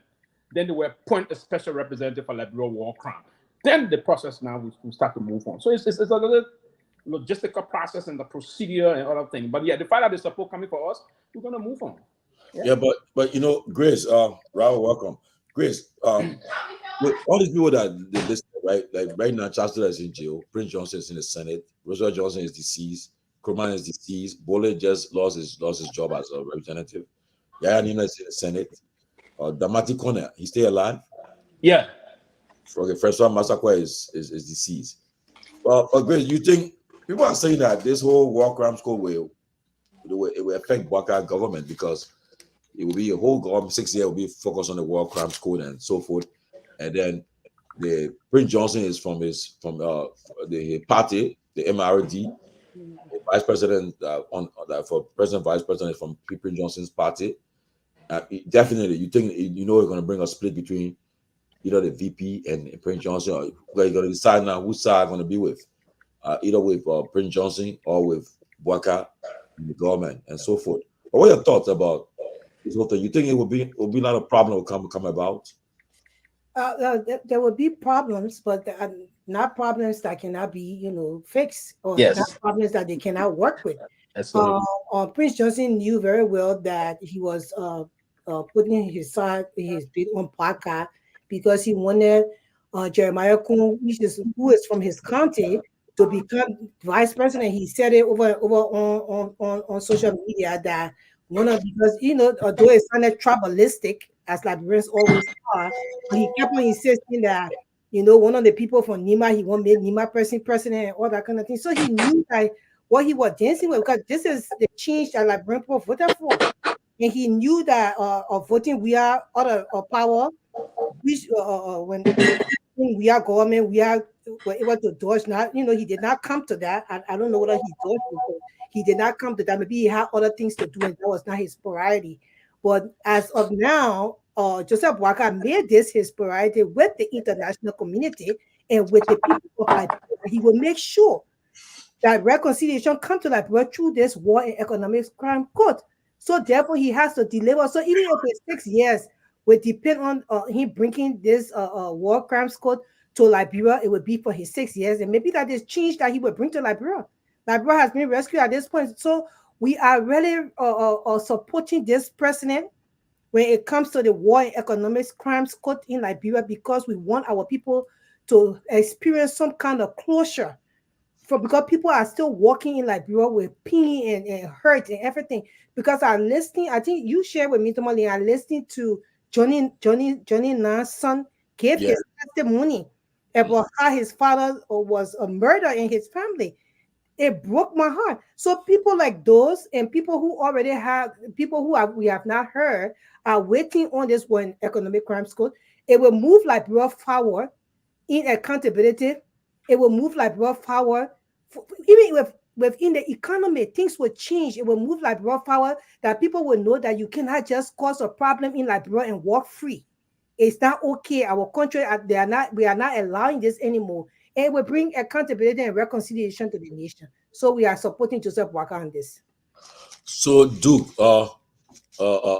this war crimes court establishment is trending, and this is the most serious time I've seen it. I know President we are talking about United Nations. He talked about it in the country, but he didn't really went forward with it. And now Boyka is, I don't know what Boyka is. We will say hands are tied because Boyka stopped talking about it after inauguration. He stopped talking about it. But now with the visit of this ambassador to Liberia, the U.S. government support, and then he even met with the vice president. And the vice president, he said that it shouldn't be selective. But now with all of this happening, I mean, you think? I mean, do you think that it will bring a split in the government? It will be because honestly, people are in the government connected somewhere or the other. You know very well that people have political ambitions and so forth, and this thing people gonna be caught in a dragnet. Yeah. But what do you think? You think you're gonna bring some split in the government? Well, Tomlin, this is why you're a leader. And to be able to make those tough decisions, right? And it comes to a point wherein you have to either prioritize the relationships or what you were elected for, the interest, the overall good of the country. So I do think there will be, people who have, different issues with the war crimes court. I do think that it will really, hit him hard in terms of his support. But here's the unique opportunity the president has.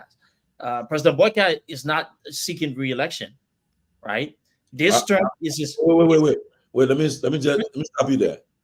President Boyka will not be on the ballot in Let me stop you there. Are you saying his spokesman? Last night, we were privileged to classify briefing. Peabody was on our briefing that President Boyka is thinking about running still. Let me let you know. But go ahead. That's something. Quickly, Duke. I want you to answer the question. Are you officially speaking as a nephew to the president? I'm speaking on behalf of the. Let me tell you. Are you speaking as nephew to the president? The president, listening.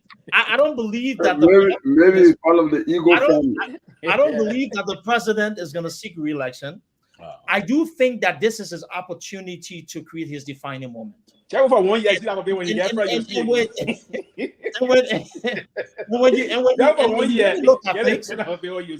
What's a better way to leave behind legacy, right? Than to be the author, the person who finally brought the war crimes court to fruition. I think that would be his legacy, and I think this is a great opportunity. With that being said, look, this administration is in a tough spot. I saw a post indirectly from Stephen Johnson. I laughed, right? There's no money for this government. They're struggling. They can't scrap, right?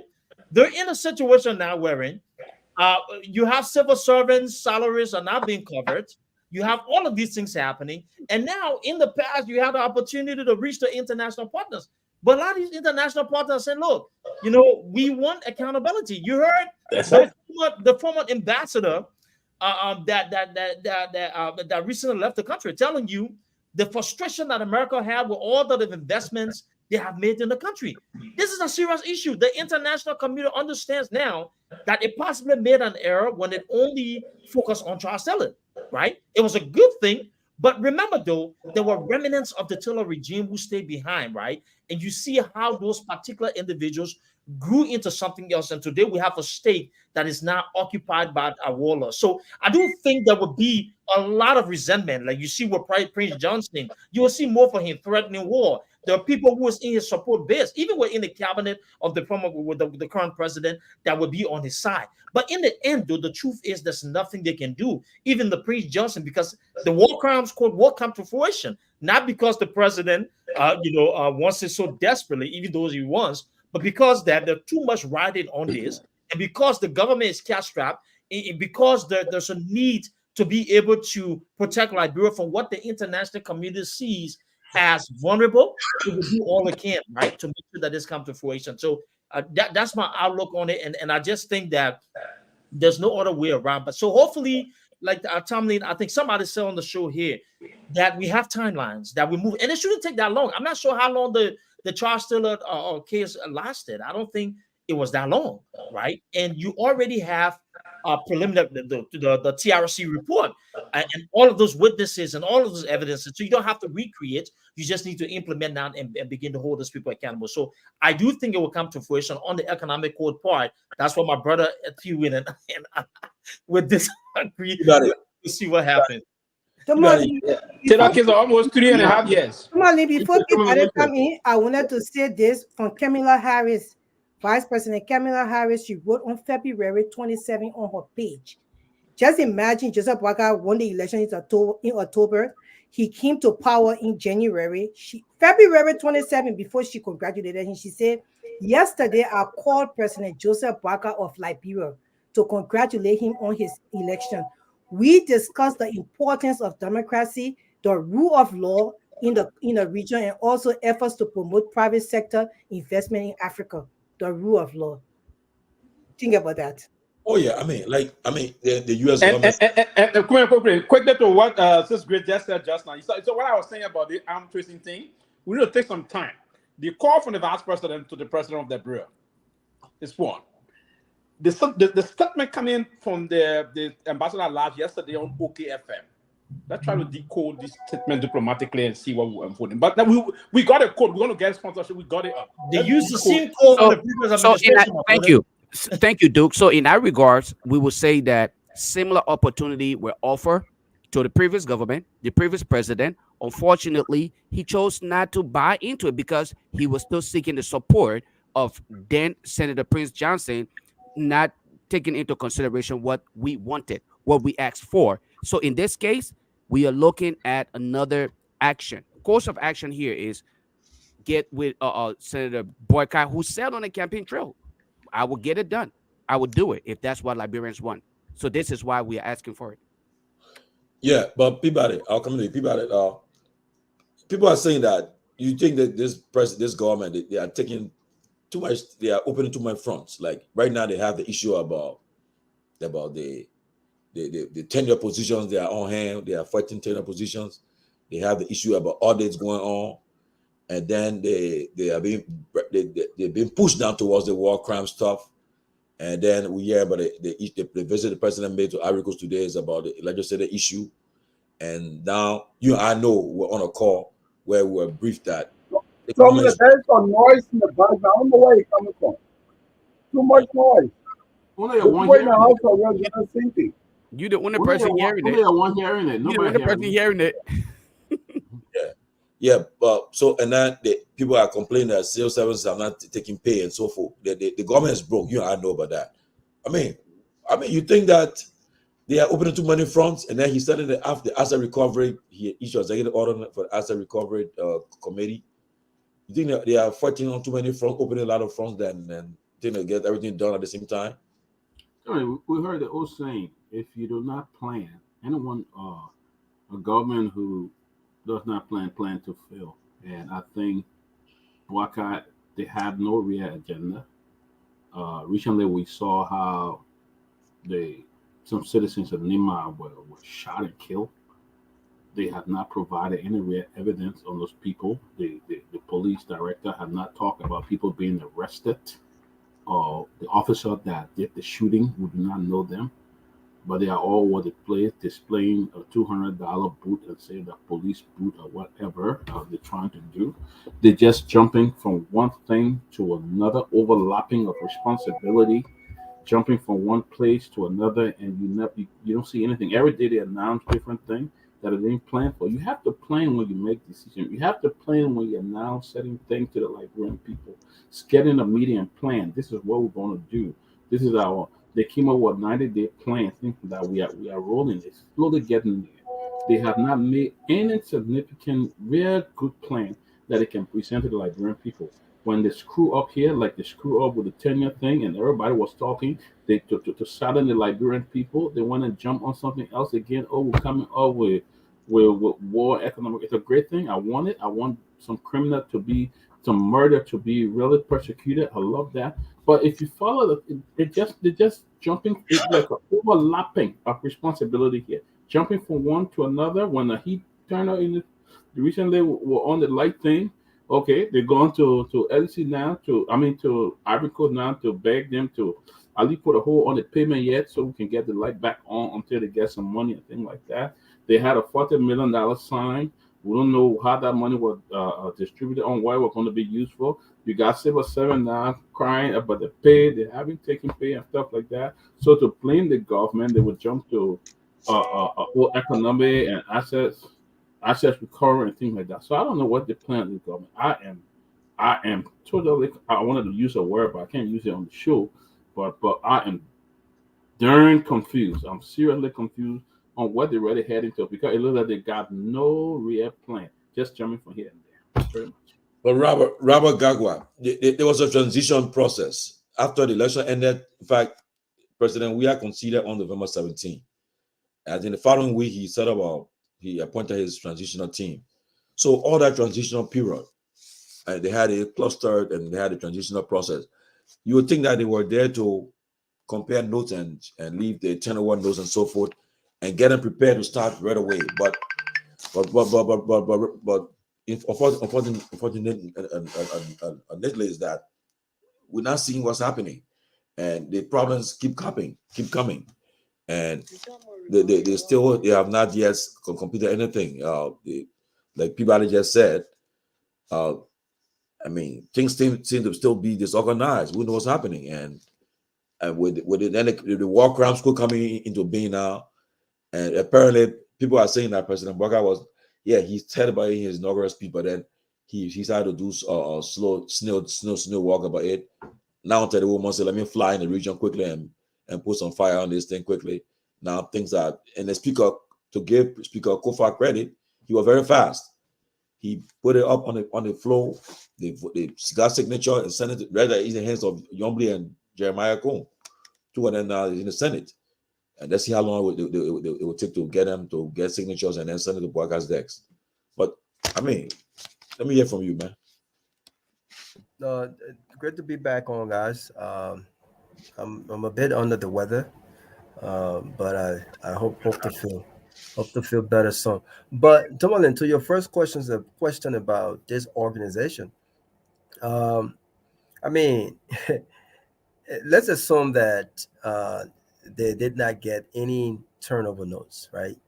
We saw what happened when CDC took over, and I think whether you like CDC or not, I mean, all of us here can agree that we did not see this level of chaos in 2018 when CDC took over, and I stand corrected.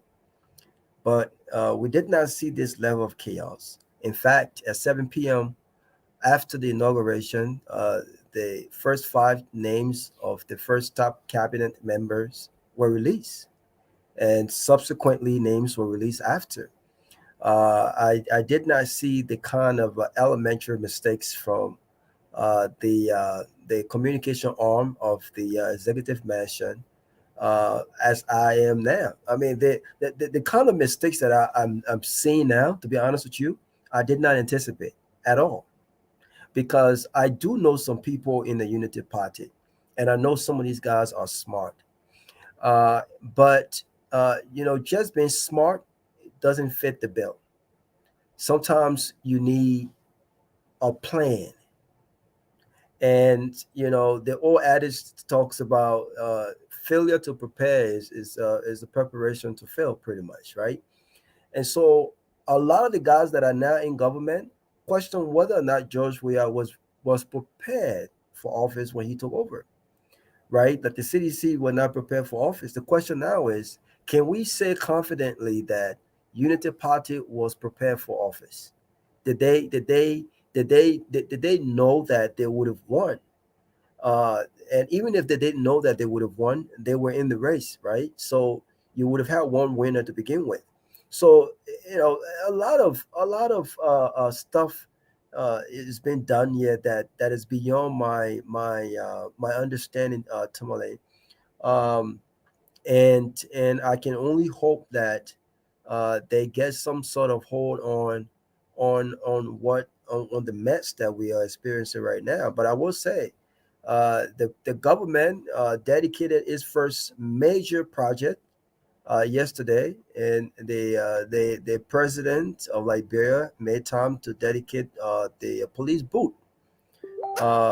And so, I mean, that's the first project that they've accomplished. Um, but with regards to the war crimes court, I must give credit to the speaker, and I think that they're moving fast. Now it's in the hand of the Senate, and those guys in the Senate must put their money where their mouths are, right? I want to see what Abraham Tyrus they don't think about this. I want to see what Senator Lawrence thinks about this, right? I want to see what other senators are going to do about this. We want to know what each of these senators, where they stand on this issue.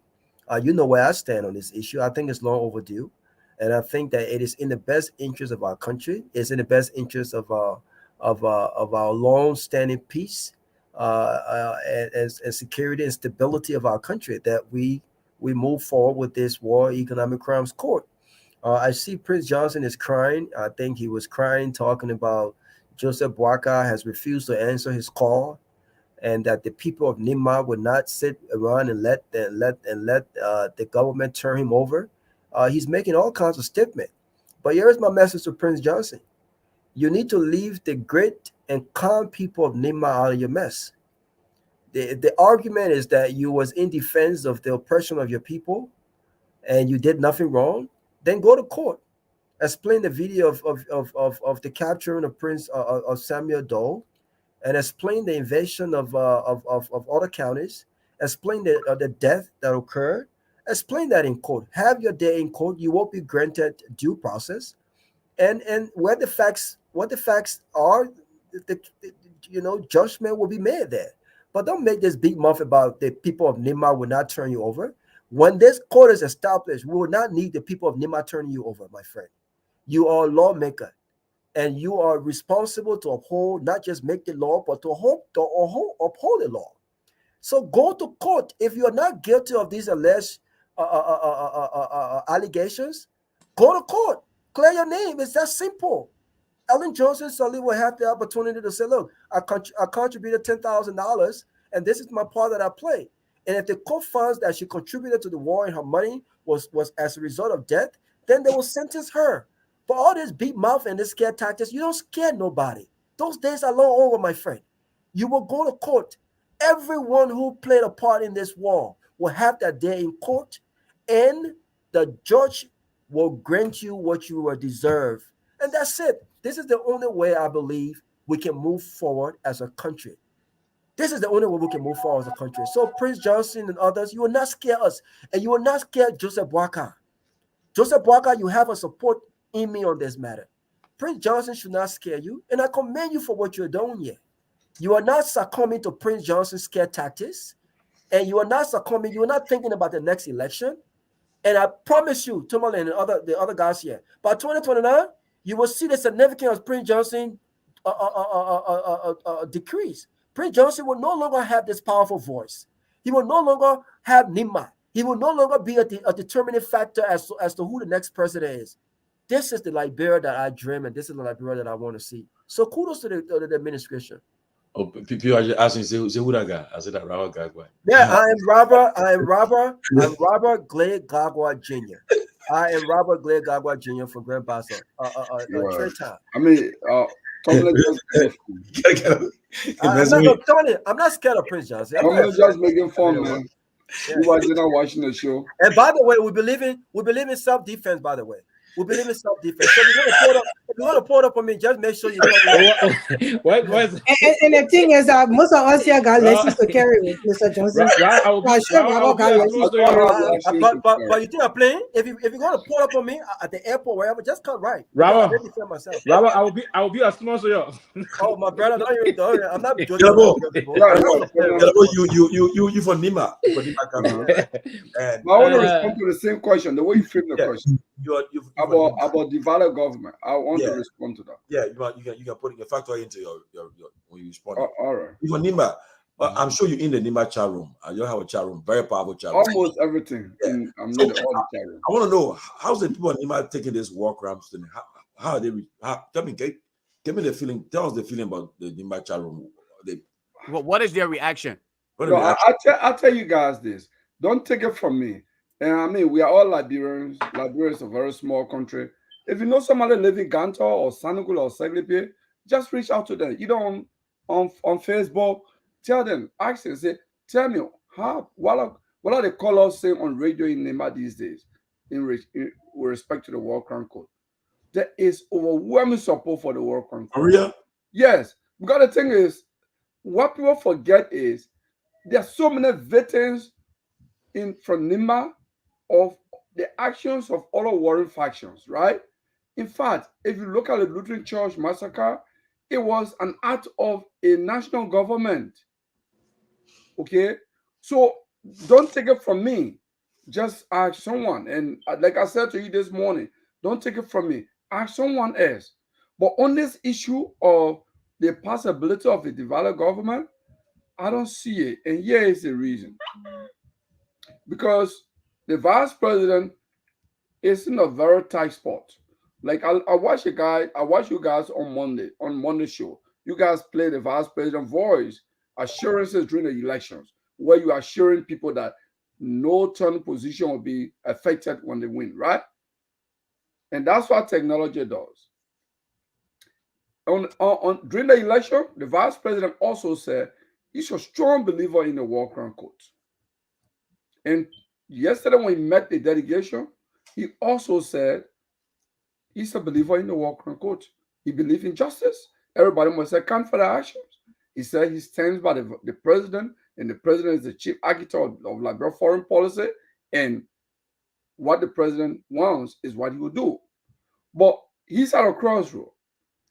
Now, the House of Representatives, in their wisdom, and kudos to Speaker Kofa on this, they acted swift and they passed the ball to the Senate. Here is what is going to happen. If that issue is not put on the Senate floor, who takes the blame? Even if the vice president has nothing to do with it, right? The voters in Liberia, the public, will say the vice president is the one who stepped away. And he will get reward in 2029. Wow. If it gets on the floor, which I believe it should and it will, he's also at a crossroad, because we know the Senate, the Liberian Senate, is the most political theater now in the legislature. There are probably 3 potential presidential candidates at the Senate alone. Who are they? That tells you that if President Bouaga does not move on with the War Crime Code issue, by 2025, he's a linked door president. I can tell you that. Wow. Even that whole thing about, vice president thing about running, his strategists are telling him, if you don't tell the people that I'm going to go for second term, by 2025, they'll be done with you. They'll be campaigning. You want to know the Senate that won't be president? He hasn't the people. They planted it there. I know them. They are in the chat room. They are sending their emissary to different chat rooms. I'm part of it. But you said that you didn't say your candidate name though. You didn't say Amara Kane. I come here. I thought you were going to say Amara Kane. You can allow you from the stop. I don't have Kenneth in the Senate. I don't have. I'll come here. I didn't have the turn of green. Okay, Amara. Who are very corrupt. Are you going to get right? But people asking for you to play the video though. Yeah, what Yeah, is- No, actually, yeah. there's a guy calling me now. It was posted in my chat room. Here is why it was a call-in program, like in the morning, which is live. He was not his actual picture. He called in and he was giving all this information. So, But he didn't. But then I thought that there was a video because I have that. I have it. I played it last night on Across Africa. But I thought it was one where he said he would put people in the streets. I didn't hear him say that, but I can play it again. No, it's there. The He guy said has it? the script. And on Yeah. True Captain is there. They see that? Okay, I can play it again. Lofa, 1 minute. For me, I would like to take a few seconds to differ with the Big Brother Gongolo on just few things he said about Nimba. Did he mention America on there? Come on, man. We're not talking about Harkonnen now.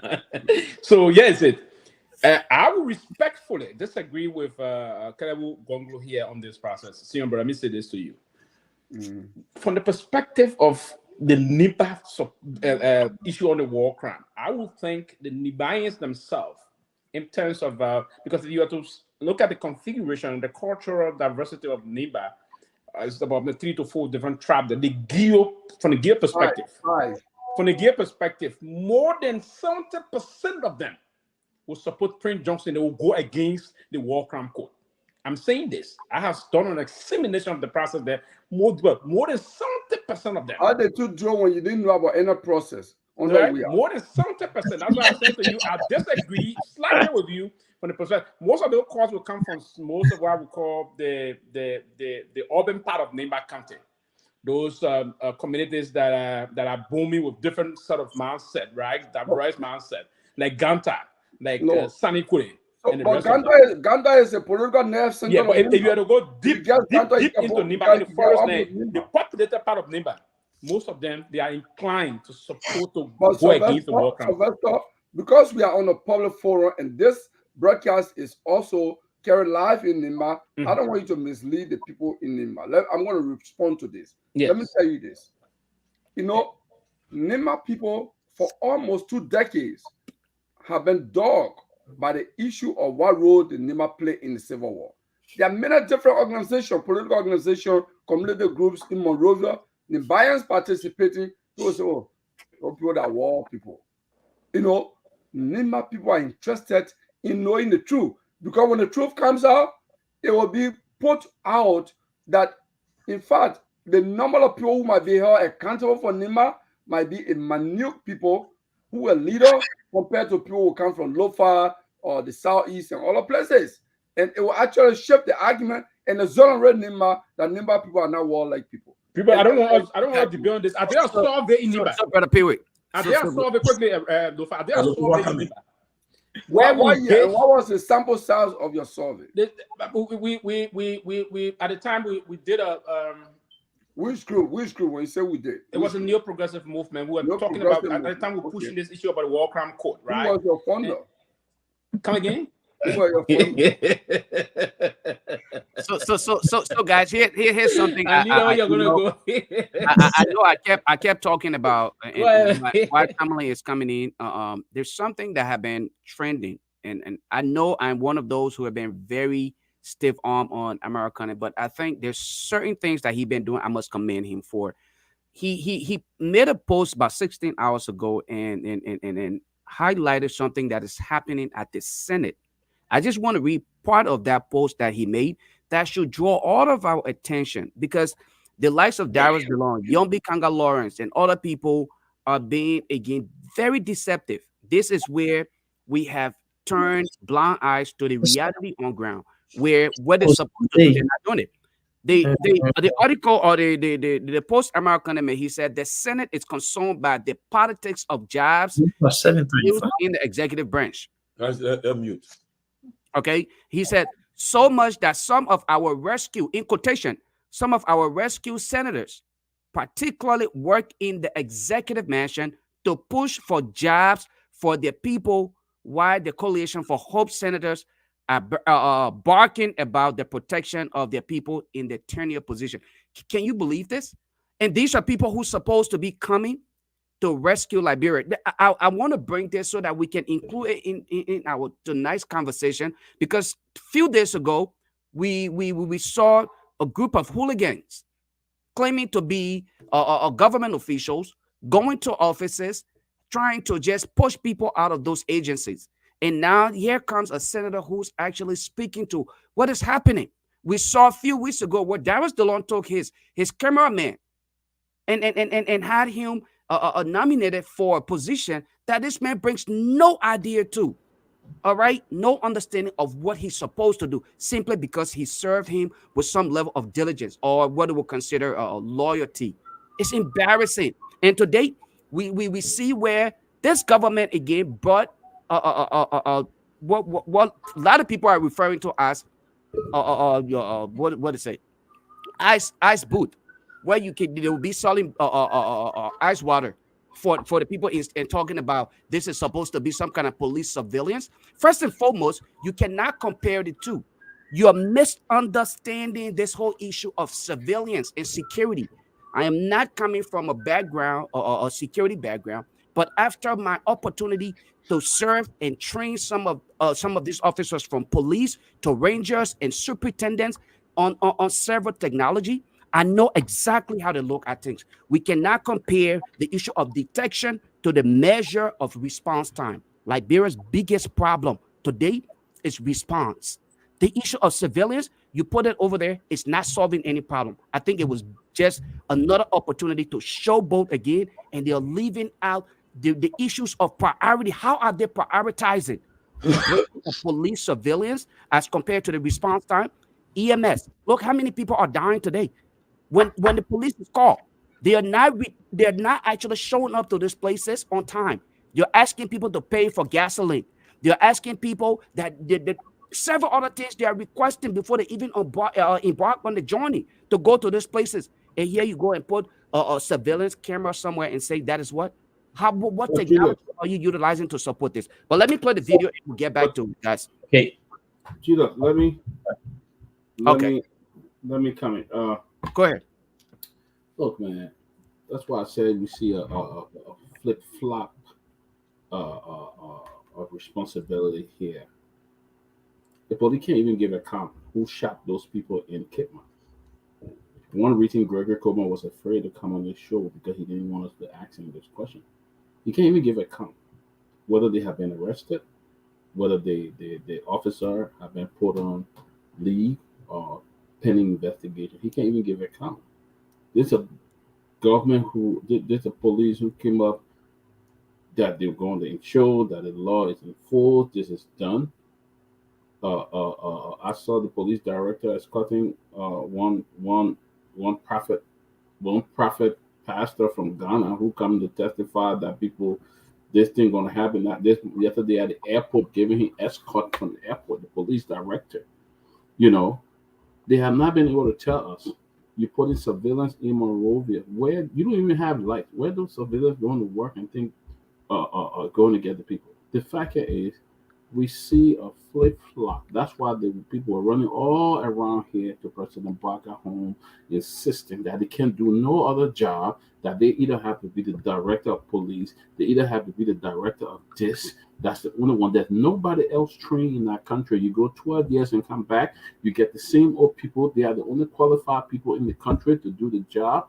And that's why you see what is going on. Nothing much going to change. We criticize President Weah.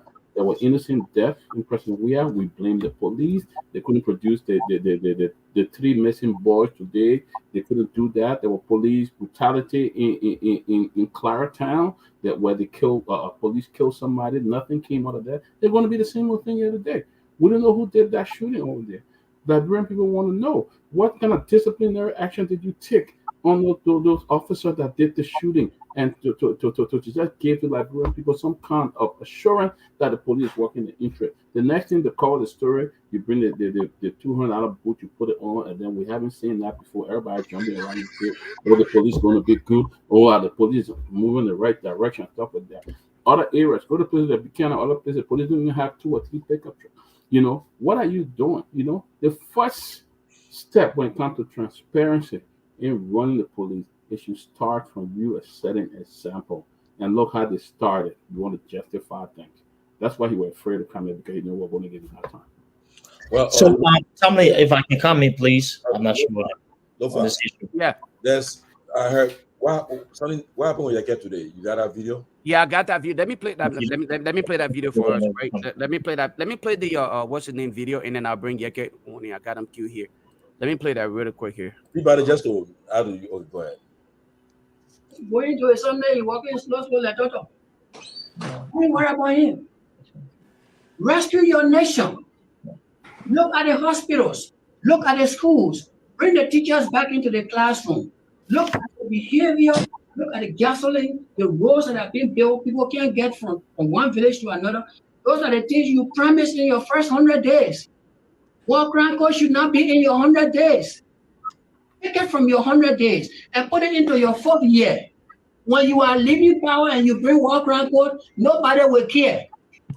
But when you have this government in the first 2 months, you bring war crime code, all your program will be on the mark. Now all of you having confusion. Oh, we're gonna tie them up. We'll get on to Ghana. If you talk to Ghana, this was a country that spent thousands and millions of dollars. They sent their children here during the war and they die here. If you talk to Nigeria, Nigeria sent their children here and they die here in this country, and they continue to insist that the war in Liberia will end. If you talk to Guinea, if you talk to Cote d'Ivoire, you never talk to all of these people. They are against you doing what you're doing because Liberia is still fragile. We are peaceful, but we are not stable. This is not a stabilized country. Things are going on daily and nightly. This president needs to listen and to watch and to analyze. War crime code, move it from your agenda now. Move it from your agenda. The Constitution does not allow a white man to be citizen in this country. No white man is supposed to be citizen in this country. And you know who passed the first law? It was our brothers who came from America as slaves. And they said to us, the settlers, the originals that they met here, they said, the white people are bad people. The way they treated us. So we came back now, we are free. But no white man should be a citizen in this country. And the other tribe, the Gola people, the Vai people, the Mende, they said, true. No white man will be citizen. All right, I'm gonna stop at that point here, guys. I'm gonna stop this. I'm gonna stop there. Let me play the second one. Who is this guy? Who is this? I'm here telling you. You see, why are we propagating this? He's the guys. I mean, he said something though. Well, I mean, rebel faction model. I mean, you guys we can address this. I think everybody should speak to it at some point in time. Everybody speak on 1 minute, please. We shouldn't ask you 1 minute, please. Right. 1 minute. So, all right. Yeah, this is why I believe we need justice and accountability. The fact that a mass murderer in Yaya Nimland can tell us what we need to accept and what should happen in Liberia, it speaks volume. And I hope the war crime court comes like tonight, because people like him supports every reason why we need to get rid of individuals who have been problematic or accuracy when it comes to Liberian growth and development. This is embarrassing. It's a shame. And you know, look, the government of Liberia needs to wake up. You cannot have these elements openly threatening the peace and stability of the Liberian people, and you allow these guys to go home and sleep at night. The NSA, the Liberian National Police, they need to arrest these individuals, people like Prince Johnson. You can't make these kind of open threats. Liberia is not your own country. You're talking about discrimination and stuff, but you're discriminating against diaspora Liberians too. You're talking about stabilizing the country is a stabilized country? Oh yeah, I bet when you receive thousands of dollars from your government paycheck, Liberia is stable because nothing there impacts you, and so you don't care about the ordinary people. But I think this is a wake-up call. Hopefully the administration watched the video, they'll take additional steps in calling him for questioning. But our international partners need to see why everything that we need to see happen in Liberia needs to occur, because these people sit amongst us and they'll continue to be problematic. Finally, look, this is an opportunity for the former vice president, not the president, to leave behind a legacy. And we are looking forward to the day, be it a week from now, a month from now, when we hear that this particular court has been approved by both houses and we're moving in the direction where we can start holding these people accountable. But it's disheartening to see him. But, you know, I'm not surprised, because these are the kind of criminals that live among us. If the administration had done its due diligence to hold these people accountable, we wouldn't have a Yaya Nimble around here. But you know what? If you think that the 1990 Civil War will be the same as 2023 or 2024, go ahead. We are not the products of 1990. We're different people. Your wars that worked before will never work in the 21st or 22nd century or whatever it be. We challenge you to take guns and go into the bushes, and then you will see the will of the Liberian people, because we're fed up with threats. We're fed up with these individuals, and they need to be arrested. Thank you. Let me. Yes, I will vehemently disagree with Warlord Yaya Nimble. He's a senator right now. Senator. But you cannot remove that warlord title from him. It's something that he was a belligerent leader, and that belligerency will always remain. He did not feel like a senator. Yeah. So basically, for me, on that perspective, imagine the thing there. Those, I recorded 81 mortar meters that were deployed at the time. It decimated a lot of people in 2001, 2, and 3. Terrible things happened. But he was saying something about this issue about where he hit white men. Now, if you went through the 13th Amendment of the U.S. Constitution, you would know that why these people left from here to go establish a country called Liberia? How did they leave from here? If it was not the issue about trying to bring issue about substitute issue to erase the issue about slavery here, the probably removed that process. It was on the basis of that those people left from here to go back to our country to establish the country called Liberia today. We all got our own selfish motive when we debate issue, but I don't hate the women for that. I even hail them. I not been the bravery of what Abraham Lincoln did, but as per the 13th Amendment of the U.S. Constitution, we only had a country called Liberia today. No, probably he need to go back to history and go and dig more deeper to understand the significant role the 13th Amendment played in the establishment of the Republic of Liberia today. So no level of scare tactics, or we'll call drill dying, will allow anything to change, man. These are the kind of scare tactics that will be creeping in the system now. Scare tactics, belligerence, thought processes unfolding from those threats. And these are loose threats. All these men, all of them major battle commander and the rest of the guys are living luxury life now. They've transformed. They're not going back to the butchers no more. So these guys should be punished as per what they committed on the street. I think that's a bluff, and it will continue. We'll hear the kind of bluff continuously. Yeah, Robert. Yeah, 1 minute. You know, I don't blame that idiot. I don't blame him. I blame us. I blame the Liberian people. You know, I blame the Liberian people. Can you imagine a character like that serve as foreign minister? In the can you imagine? You know, the man can, oh my gosh. But war crimes code is needed because of voices like him. Mm-hmm. If you ever wonder why we need the establishment of war crimes court, is to test the strength and influence of voices like that idiot. That's what we need. Because we need people like himself to account for the role that they play. What is the fear about? I don't get it. What is this fear about? You know, and they're trying to use these scare tactics. You know what I mean? Like, what is the fear about?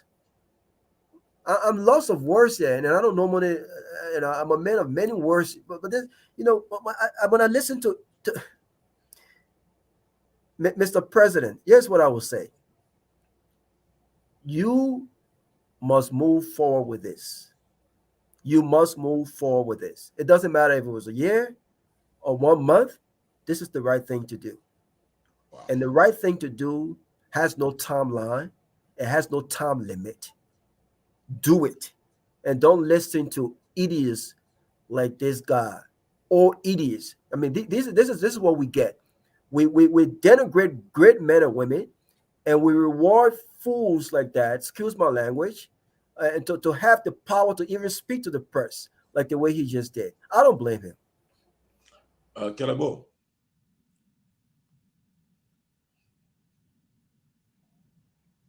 All right. So on the Yaya Nimla issue, it's consistent with Prince Johnson's message. I think this is a fear monger to intimidate the population. This is, in fact, under different conditions, it's a crime by itself because they are trying to harass our people. They are mentally torturing our people, making them to relive 1990. Okay, so but here what I was saying, Liberia has a leadership problem. The argument Prince Johnson or Yaya Nimle and others use of fragility does not hold because Sierra Leone, fresh from the war, held their war crown tribunal, their special tribunal. And the people were for the Sanko and others, Inga Normal and others were tried right there in Freetown. Much more after 20 plus years, when the infantrymen who followed the likes of Yaya Nimna, Prince Johnson, George Bole, Damante Corner, and all those have been disbanded and they are doing their businesses. Some of them have moved all around the world to live. They've lost control over these boys.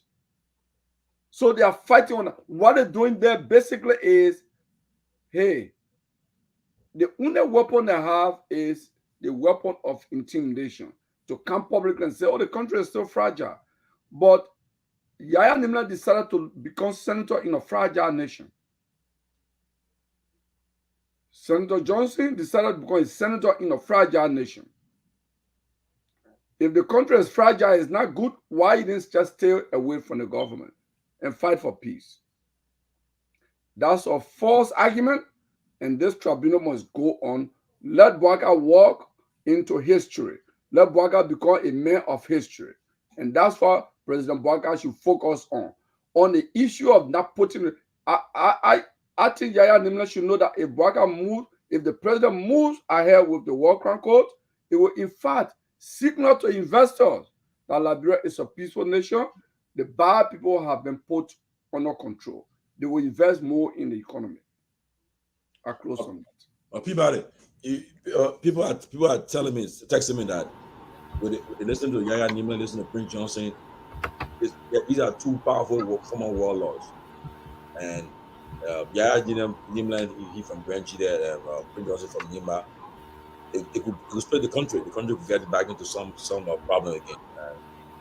What are your thoughts? You think people are left? Those men can't even walk on their own right now. Yeah, he left. Okay, let's go to Lofa. So Tomalin, here's the thing, right? Yeah. I don't even think these guys, why it is truth that people back home will be afraid and we should be concerned because these guys are people who were able to take lives. They didn't think about it first and so they can easily come back and do these things. But with the society we find ourselves in today, let me be honest with you, any attempt on their part, it would just be simply them having to just sign their waiver, their death waiver. Excuse me for having to say this. Oh, yeah. And in closing, somebody said, why is Robert insulting someone else's parents? In defense of that statement, let me say to you, Robert is insulting and did not insult. As a matter of fact, let me take that back. Robert did not insult. He described the attitude of someone who exhibited some level of ignorance. And it was idiotic on his part to serve as a senator and make that statement. So that is all Robert was doing. He was not insulting him. He was describing his action. Thank you, Tomalin. Tomalin, I'm back. What's your question again? What's your question to me? Yeah, I'm listening to Prince Johnson and Yaya Nimla. You think that they have the capability to cause trouble, making the threats they're making? I don't think they have any potential. I think they are just afraid, just a big muff, because big muff can scare Liberian people. One man can just get up and say something and everybody gets scared and stuff like that. But I think what they could do is to just put a pocket of people on the street and just disrupt their activity. That's all. Some of Yaya Nimla should not even be talking. I'm glad that justice is coming. Prince Johnson, look, I'm going to send Julia that tape, let him play it. I personally, what I saw, Prince Johnson do as a young boy that time, what I saw him doing in Nukutai across the bridge, what I saw our brothers from Nima, how they were massacred in that Lutheran church. I stayed right across JFK, and I saw soldiers going into that compound and killing those poor people. People were leaving from the Lutheran church, making their way into JFK. I stayed right across the road opposite JFK and saw how soldiers went in there, were taking those people, were standing out as a young man, and saw how they were killing people that were even trying to make their way to the hospital. So I mean, this war crime, it's not only for Prince Johnson, it's for others who went after the people from Nima and killed them. All those, the Mandingos, the Crime, the Guilds, all who got killed. It's for everybody. It's justice for everybody. It's not just for Prince Johnson. Prince Johnson was involved, though Yaya Nimna was involved. Others that were named were involved. Damate Kane, he was involved. They all will come to face justice. So people shouldn't just take it as if they're going for Prince Johnson. Everybody got killed in this war. The people from Nima, the people from Grand Jita, the Mandingos, you name it, all were killed in this war, and that's why justice is coming. But I think Yaya Nimla has a 12. I don't know how long he should be senator. It's for 9 years, 10 years. I don't know how long he should be in office, but I think he's afraid because this is going to be cut short. Probably this is going to be his first year and last term as senator because he's going to he's going to be dealt with. But I think he doesn't have that potential to cause nothing in that country, and I think those kind of comments should be condemned by the government, or they should even be arrested for or questioned for making those kind of terroristic threat to the people of Liberia. That's a terroristic threat, and it should be held responsible. Grace? Liberian people should be thinking right now, justice is coming tomorrow for Liberia, because these people, as everybody else has said, the use of scare tactics, they're using it to divert from the attention. They want to take away from the attention that the war crimes, the war and economic crimes code is bringing into Liberia right now. And it's so sad to watch. And most of the time, these loudmouth talkers, they have a way of gearing Liberian people toward them, because most of our people, their minds are not really set in a way to really, decipher who these people really are. And that's the sad thing. But I just wanted to say that it's important to prioritize the establishment of the court and ensure justice to uphold the rule of law in Liberia. And that's the reason why we'll continue to push this government. Whether Joseph Boakai in 100 days want to accomplish that, he will accomplish that in first 100 days. That's his right to do that, because this court have been in discussion for many years, and maybe Joseph Boakai will put into power to bring this whole court to fruition for Liberia to be safe again. Thank you. Carry a list for them to employ people. How you would talk? So that they don't carry a list, they employ somebody for your office. You carry a list, they employ a brother web. So how you would talk? You sit on my head, say my hair stink. They don't want to talk. Nobody said will not talk. No, people have become embarrassment to their country. They're employing their family people. Look at Prince Moy. Look at Prince Moy. Look at Prince Moy. Corrupt men like that. You power around, you carry somebody to a place that you don't have authority to carry people. Joseph Boakai is going to be serious. We elected you. We elected you for change. We know elected crook like Prince Moy then. We know elected embarrassment like they don't there. We know elected embarrassment like Young Likanga there. No people are very soon you leave a bad legacy. Now what I wrote. Oh, you saw my letter? I saw the letter, yeah. No, you're not seeing it. No, I saw the letter calling for investigation. No, have you seen the one? Yeah, into the David Spence of president. The one about president. You in a contact journal? No, take it back. Take it back, please. Ask me which one. No, okay. When you take it back, I ask you, we'll cut the interview off. No, we'll cut the interview off if you don't take it back. Yeah, take it back. Take it back. You can't. I'm a journalist. The last time you described me as citizen journal, yeah, you did the party. You have to take it back on the call, else I call the camera off. Will you take it back? But when you take it back, sir? I'll take it back. Okay, I'll take it back. Put it in your bed on your back. No. You have to. Oh, okay, in my pocket. Okay. So let me say this. Let me say this. If you have people recommending people for job, why you can get all of those people? You can get nothing. I told people, I said people on family business. And carry.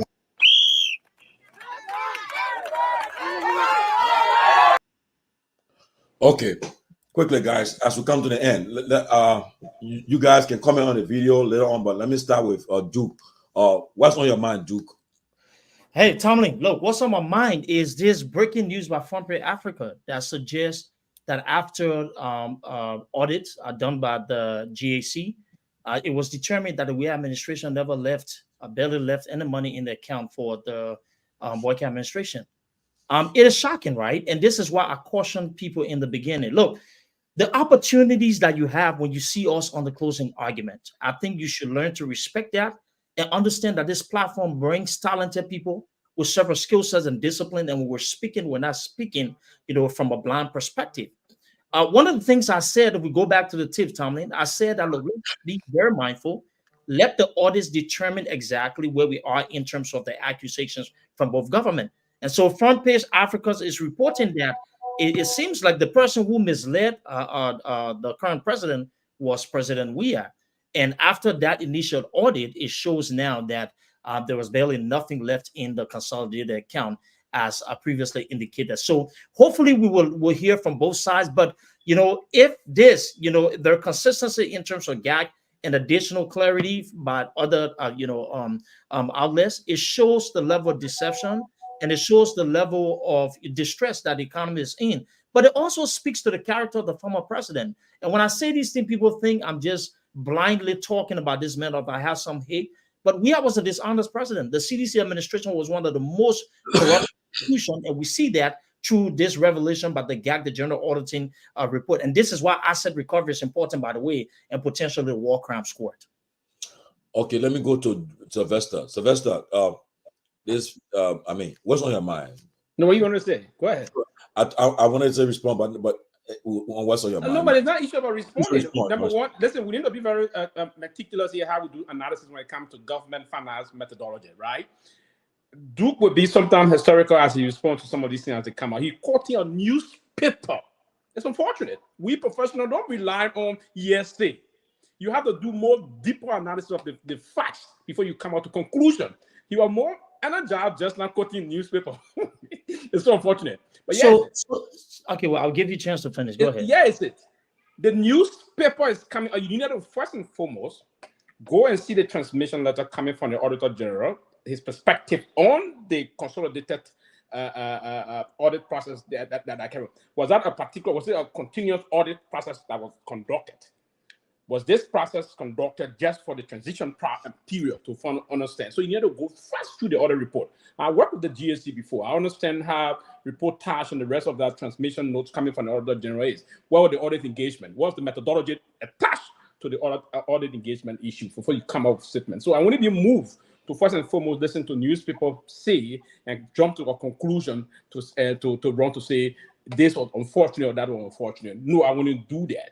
What I would do first and foremost was to see the audit methodology, see the report coming from the Office of the Auditor General, do analysis of that, and look at the audit opinion from the Auditor General on the audit manager of that particular case before I will run to conclusion. Mind you, most of our newspaper will come up with speculation. Those kind of speculative thought process in giving a report may not be realistic as per the real result coming out. So I will be mindful, very mindful, when those reports are coming out from the initial stage, take some time, review the reports, and try to jump into the report before I run to conclusion. Now, okay. Let me go because of time. I'll finish. Just a few seconds. Please. Okay. Sylvester, Front Page Africa, Rodney is an investigative journalist. Mm-hmm. Anything he puts in his newspaper means that he has investigated that before he put it in the newspaper. Just to be clear on that. Okay, and I agree. I agree. I give you a chance. I agree with your perspective, my dear sister. But it's why I would say also. This is hypocrisy to the max. Right. That's I will. I do agree with your perspective, Sis Grace, on this line very seriously. Yeah, he's an investigative journalist. But there have been instances where sometimes he reported some issue had not been the facts. So that's the issue of that. We all investigated before. So there have been instances. So that's what I'm saying to you. When it comes to the issue about audit reports, what I'm saying here from a professional perspective, Grace, is that we should not rely on newspaper issue. The report should be there. It is part of the 1972 Act that created the GSC is clear. The Auditor General funding should be published. if the auditor general funding should be published. Wait and see. What I'm saying to my brother here is, don't rely on the report from the newspaper. Wait for the auditor general fundings. That's what I'm saying. Okay. Let me go to Lofa. But in the scene, I mean, according to this report, a review is quoting the GAC report now. A review analysis of the GAC's findings shows that the former president and Weah administration left net commitment obligation of US $9.6 billion for President Boycott to finance, contrary to the assertion by the former president that he left $14 million in the national coffers. Okay, Lofa, go ahead. So let me just say this, right, Tomalin. Here's my thing. Ever so often, we tend to play blind eyes when it is in our best interest. I see my brother Peewee here today. He wants to discredit Front Page Africa because I'm not discrediting because it's not going in his direction. I mean, again, I think that's for him it's fair, but let's be realistic here. Both sides of the token. If this was information given to the boycott government, they had adequate time, enough opportunity to have done their own evaluation to provide accurate information to the public. Did they do that? I don't think they did that. So I sense lies from both sides of the token here. So I don't want to dwell on this. What's on my mind is the issue of the establishment of the War and Economic Crimes Court and what what's his name? Yeke Koluba spoke to people who should be at the forefront of transparency, and not just Yeke Koluba, but let me also credit Amara Konen for the fact that he also spoke to this thing where Darius DeLon, Madam Yombly Kanga Lawrence, and other senators are doing these things. Look, there are young Liberians who actually believe they deserve better quality education, health care, opportunity to jobs, so that they can start their professions. Unfortunately, we see the likes of Darius DeLon, who outside of government, and unfortunately, we gave him opportunity, and we know that outside of government, he's nowhere else because he has no professional backing, and he is here using that to exploit the situation. It is unbelievable. But you know what? On this public platform, I want to say to Liberia and Liberians, I'm sorry. My sincere apologies that I put my face in the camera. I campaigned, I advocated, and put my finances behind Darius DeLon to put Liberia to what she's going through. My sincere apology. We will continue to do what we can in the best interest of Liberia, and we know that we'll move Liberia forward. But I can't say nothing more than that. But to say to you, it is disheartening to know that the likes of Darius DeLon, who portrayed themselves as the lights, will actually present what we will consider calamity to the people of Liberia. Thank you. Peabody, what on your mind? Well, there's a lot on my mind, but I'm just going to go ahead and say one thing that's on my mind, and I just want to add to what Judah just said before I say what's on my mind. That even I personally supported Darius DeLon financially, heavily as well. There were several occasions that we put money together. We raised money to support him, and even when he lied about the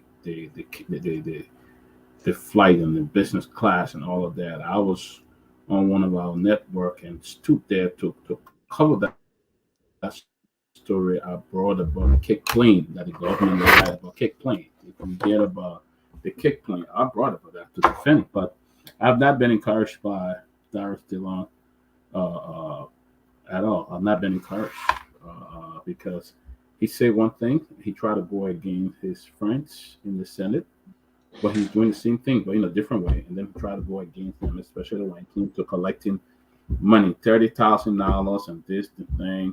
Oh, I will give all my salary to this project and all of that. We did not. So I've been very disappointed by a man that because I normally don't support politicians like that, but I supported Darius DeLon heavily, and he can attest to it. But what's on my mind is the government cannot resolve some of the issues that's going on. They are just jumping from one thing to another to confuse the Liberian people. the issue of 10 is still ongoing. Some of these people who have not even been confirmed are going to other offices and other places that they are in charge, using letterhead and telling people not to listen to the legitimate people. I think that it's wrong. I think the Supreme Court did put a state order on this tenure thing on the appointee, and I think they need to abide by the rule. You can't be going and say they appointed you're going to financial institution that shouldn't do business with the people that are there and all of that. I think it's sad for the country. You have not been confirmed.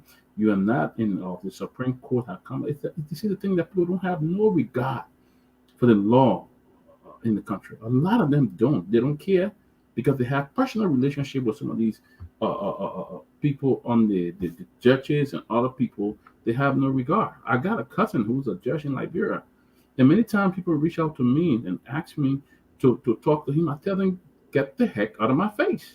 Go and do what you need to do. I'm not going to do that. I don't do that. But it's sad that they will go and violate the law at the end of the day. Oh, we've been knowing each other for a long time. This person knows this person. And I had a damn thing get done in the country, and then we'll go back 6 years. That's what's on my mind. What's on your mind? Well, let me just say 2 seconds of concerning Darius Dillon, and that's the reason concerning Darius Dillon. I never supported Darius Dillon from day one, and that's the reason in Jeremiah the Bible says that, especially when you read from 30 to 32. I want to be specific. Say when men have to start to let women lead in some of these things. Most of the majority of the women that I knew did not support this man in a senatorial position.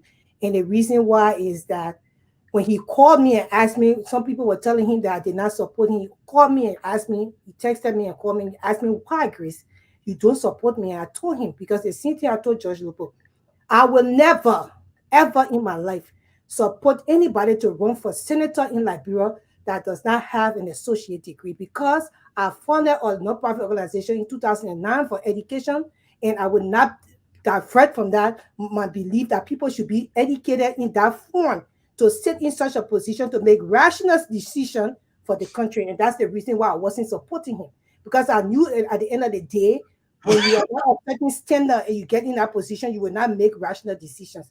What is on my mind? Police preparedness. Honorable, I don't know, Honorable or Greg, or what did the title to his name, Director or Gregory Coleman. Sir, police preparedness is very crucial for maintaining the public safety in Liberia. The police need to be prepared in that they have to be giving drills. You have to have consistent communication with the police and communication system for them to have for the safety of the people in the country. So when they call, when something happens, the police can be there. Also, we need police to consistently be trained in the country every month, because the last government, we did not see that. It was not part of the agenda. So we want to see this police preparedness in this government. And I'm sure that Honorable Cuomo can deliver this. But right now, as Peabody said, the country is helter-skelter. Everything just going, too many things are happening when it comes to safety and security in the country because our police are not prepared. So that's what's on my mind. Robert, on your mind? Listen, Dillon is a certified crook. He's a con artist. He's an epitome of a con artist. That's what it is. And I'm glad that I didn't support him. So to Lofa, I'm sorry, but the brother said you keep apologizing. Don't keep apologizing like Dillon has apologized to his mother. Every time he does something, mama, sorry. But that's just who he is. So you say he shame his mom? Yeah, he shame his mom. He always shame his mom. The man is a pathological liar. But that's for a different topic. But look, you put this, Tomalin, you put what the president said was in the account, as opposed to what Joseph Boakai says he met in the account. You put all of this to bed. If only you release the statement of the consolidated accounts as of January 19th. And so I challenge the government to just do that. I don't care what the central bank says. I don't care what the report says. Release the statement. Simple. That's not your money, right? If somebody is lying, and if you're saying that the former president misled the people, I challenge you to release the statement. Do it tomorrow, and we'll put this to rest. We caught George Weah a liar. If his report was not factual, and we call you a liar if you're trying to deceive the people. Release the statement of the consolidated account, because remember, the central bank was summoned by the Senate to testify to this very issue, and they said per that record on January 19th, they quoted the exact amount quoted by the former president. But hey, somebody is lying. Someone is not telling us the truth. So how do we know this? Publish the statements. Simple as that. You don't need an investigation on this matter. Publish the statement, and let's see who's lying. Simple as that. It's that simple. Yeah. Simple. Publish the statements, and then we'll know who's telling the truth and who's lying. But what's on my mind? 10 seconds, man. Look, the roundabout at ELW is coming together. I'm not sure you saw the pictures. Those guys seem to be doing a phenomenal job. I just hope that it turns out the way it is on the design. I was looking at the traffic light and all of that stuff like that, but they're doing a great job so far, man. And so I hope the government got some kind of plan to keep food selling. There should be no street selling in that area, man. Find a market, let those folks go and sell that market. Keep the main roads kind of clean and neat. But publish the statement. Publish a statement. Karabo, what on your mind? Well, I have many things on my mind, but I'm going to say a few things. Yeah. Number one, I would say to President Boyka, walk into history with your hand and heads up high. Do not listen to detractors. Do not listen to any dying warrior to say they have people under their control and they're going to come and intimidate the people. Don't listen to that. History will handsome and reward you, President Boyka. Go ahead with your plan. In fact, if you succeed within 100 days to have the World Crown Code issue established firmly behind us, for me, that's the best 100 days delivery in your administration. It will be a booming success, and you will not regret doing that. Investors will flock to Liberia, will follow you, because your commerce minister said you intend to establish the tourism authority, and you want to personally seize this process. If you have this code done, people will come to see the different warlords even on trial. Okay? So it's a good thing for your administration. I think you should do that. The second thing I want to talk, which is mine also, is, there has been much talk about the Senate. And I'll continue to say, the Senate is a center for trading jobs. My brother Lofa is making reference to Senator Corner. Senator Corner has been written reminding President Boyka of his campaign promises that he should appoint somebody from Bapulu County. That's his right to do. That's why he was elected to do. Under the executive law, actually says, every county should be represented, in the cabinet, basically. Other presidents have tried to do that. They didn't succeed. But the Senate or the legislature, for that matter, is a political theater. So what they're doing there is not really strange.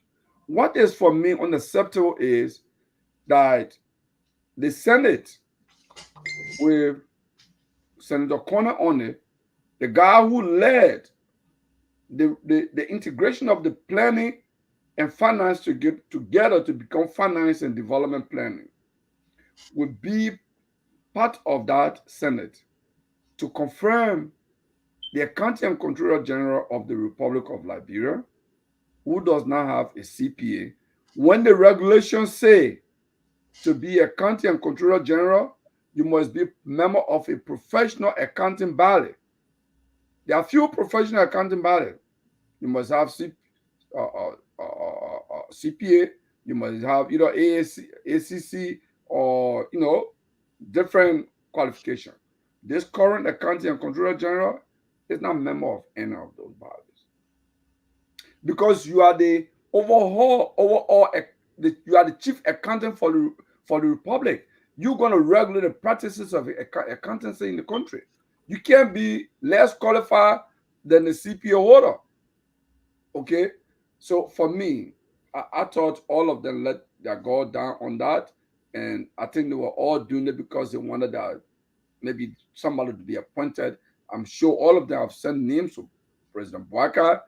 I mean, if there is a senator that has not sent name to the executive, let them raise their hand publicly and say, I have not sent any recommendation to the executive, including anyone who is making comment on Facebook. They've all done that.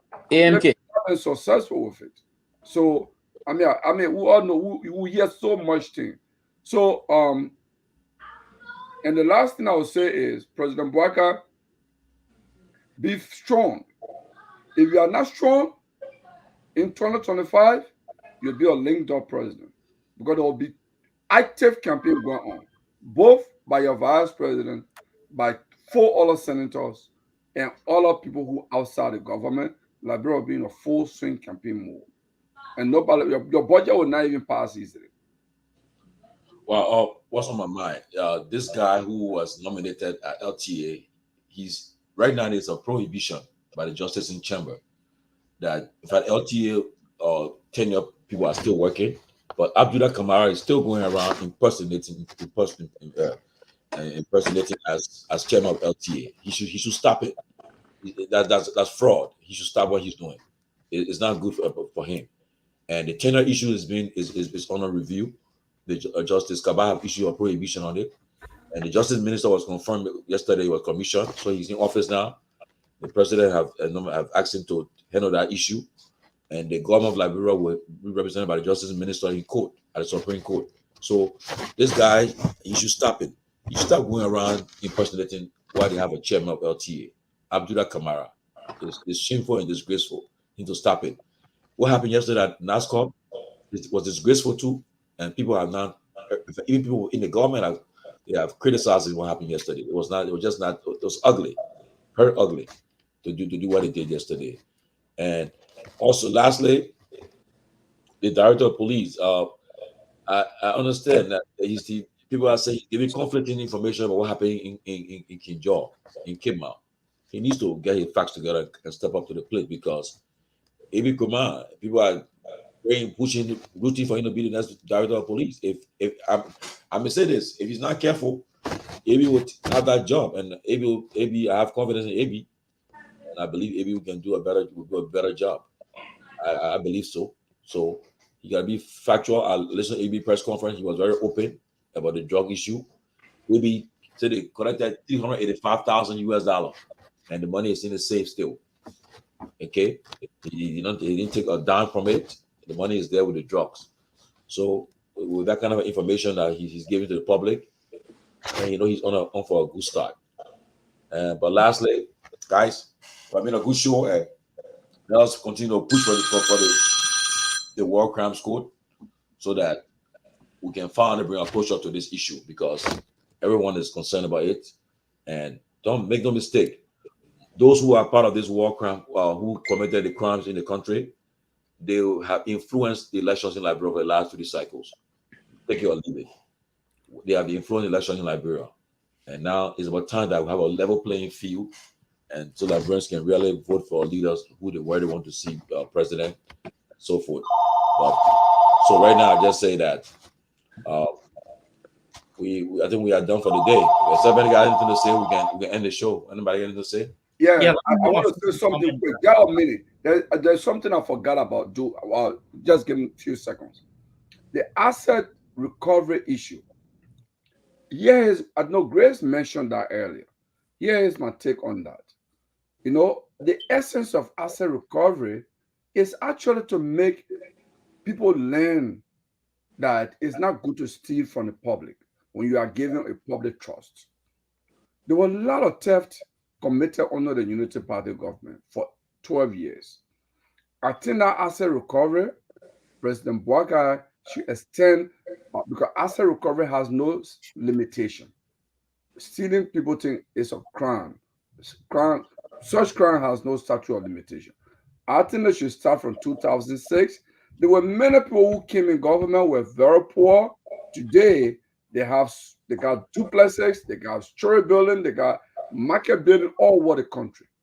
We should go after them to justify how they earn this because their salary at the time could not allow them to earn those things.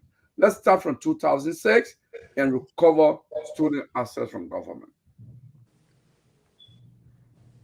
Well, I like what Councilor Gongo used to say on his campaign show. He said if he was president, he would do what they call lifestyle audit, which is good though, because every 3 months, if I take office, I declare my asset. Then after 3 months or 6 months, you see me with this car I'm driving that cost $50,000. I've been in this big structure. So you gotta ask you, Tomalin, how come? How you got all of these things you just changed took office? Which is good. I hope President Baga can his story too. And that was one of the reasons why I admire him until he made a statement about we must sit on old mat to plant new one. I said, okay, but I guess he's just looking to join the same old boat. And this is where he got us now. Who that? Yeah, Councilor Gongler.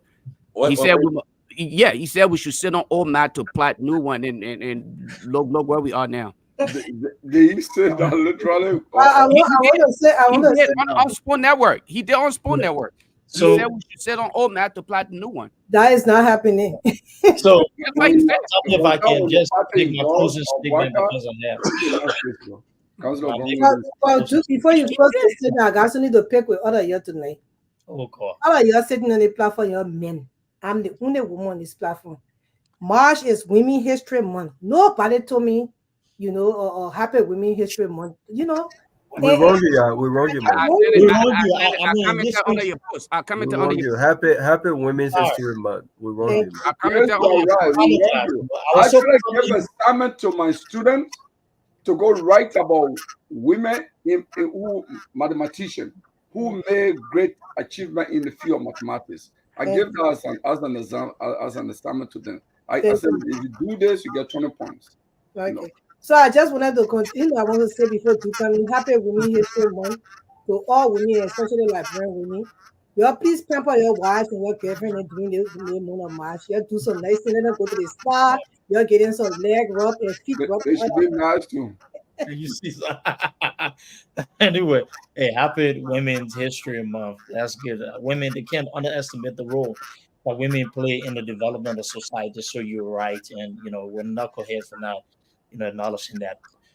Great show. As always, our closing argument continues to give our people options in terms of the information.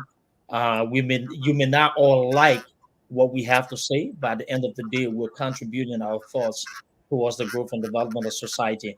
I say that, look, I would like to commend President Boyka on the bold step he's taking when it comes to the establishment of War Economic Crimes Court. I think that's a legacy achievement, and hopefully we will, be able to see the conclusion of that particular journey. In addition, the asset recovery team, another great option. I'm just asking that we be able to modify to make sure that we're building the best relationship possible to get that accomplished. I think it's in the interest of the country, and it's something that we should all look forward to. In the conclusion here, I would say this: look, when people talk about referencing newspaper articles as the justification for corruption, it shows you the state that we're in as Liberians.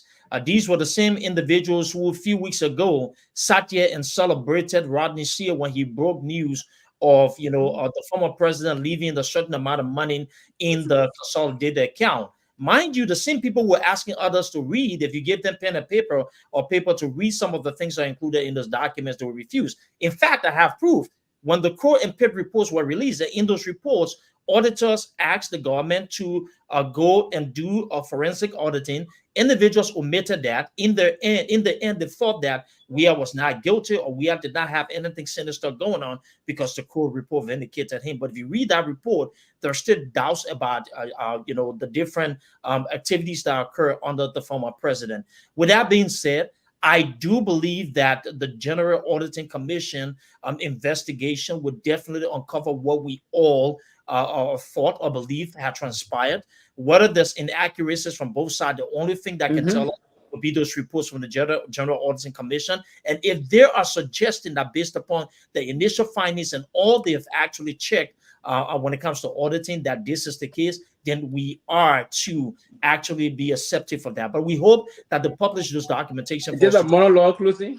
But at the end of the day, no problem, my man. We don't distract me. At the end of the day, what remains is that we have a really terrible president in George Weah of corrupt individuals who put the state of the Liberian economy at risk, an individual who should be held accountable. And we look forward to this administration in 100 days showing us that they're better than the Weah administration. At that time, we would then be able to make our statements against the Boyka administration. The boy finally coming back to your uncle. Coming back to your uncle. I hope it you have supported your brother-in-law, George Weah. We'll bury the PFO now. You're not my pew. If you talk to me on the back, it goes the truth.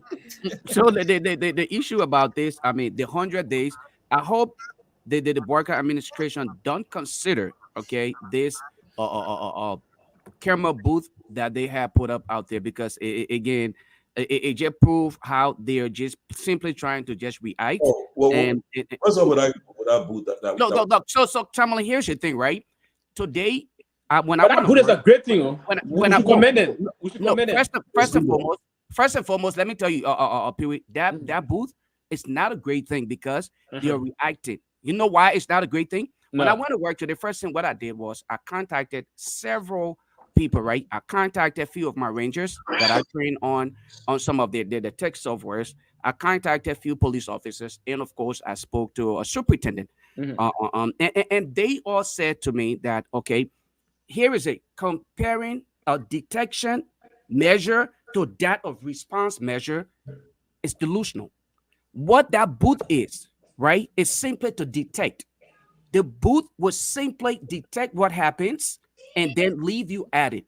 Remember, that camera it just captures what is happening, what the focus needs to be. And these people didn't simply just talk about it. No, detect and detect. No, there's more to it, Lofa. You know, tomorrow we'll talk about detect and detect. Detect and detect what? Detect and detect. Look, and here's the thing, right? Yeah. First and foremost, when it comes to that, again, I'm not speaking from a security perspective, but again, with my involvement in information technology, security specifically, your first concern should be the response. Let me give you this simple analogy. The most recent incident that took place on Facebook, guess what happened? When we were down for 15 minutes, what happened? Facebook focused, even though they had mechanism put in place to defend any form of hacking or anything. When we went down, the first concern was, how can we come back up?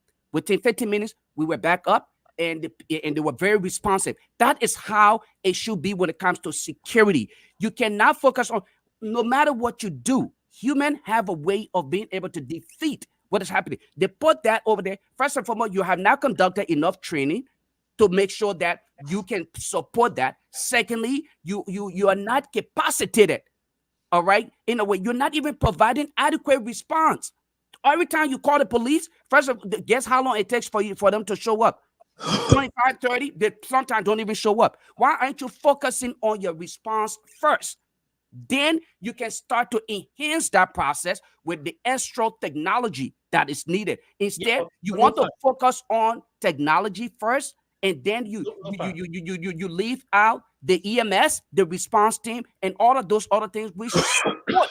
It is part of the response process. That's what we're saying. And again, here, that part of it, I think what they were doing here is they're simply trying to show up. I think they dropped the ball on that one, only for people who simply want to defend. Gregor Coleman on the show. I don't think Gregor Coleman knows exactly what he's doing. For me, personally, I will commend the Liberian National Police, RG, the Inspector General Gregor Coleman on this one. I've been going through, currently I'm doing something in security science. So basically, we have some discussion on those things. I mean, to detect and to deter is very important into our primary implementation of policing. what kind of structure of policing we want to put into place. Now, this boot we're going to be having 2,500 of the boots around Monrovia and its environment. That's going to help tremendously in terms of increasing the metropolitan security across our city, right? Those high crime-based areas, like the Pingsay area, the Banansay area, the Douala area. It's a structural kind of an octopus tactics they try to deploy to ensure that you curb crime.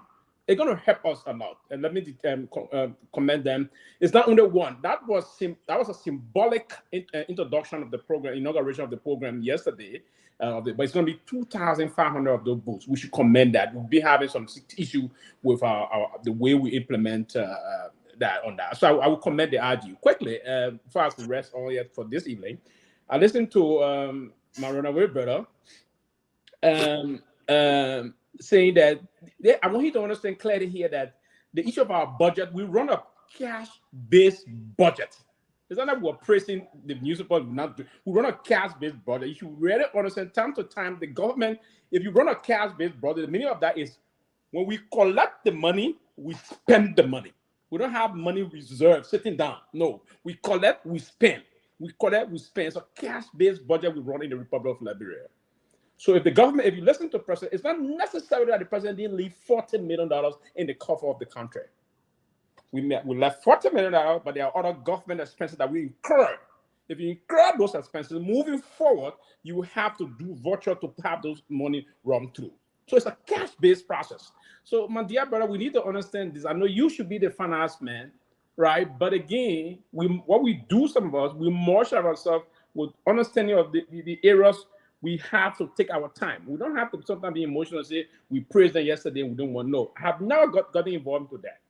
I've been one of those individuals that will always be very careful as to how I will have to do my engagement process. But to haphazardly run with the conclusions that are outside the box, I mean, we'll call it the book.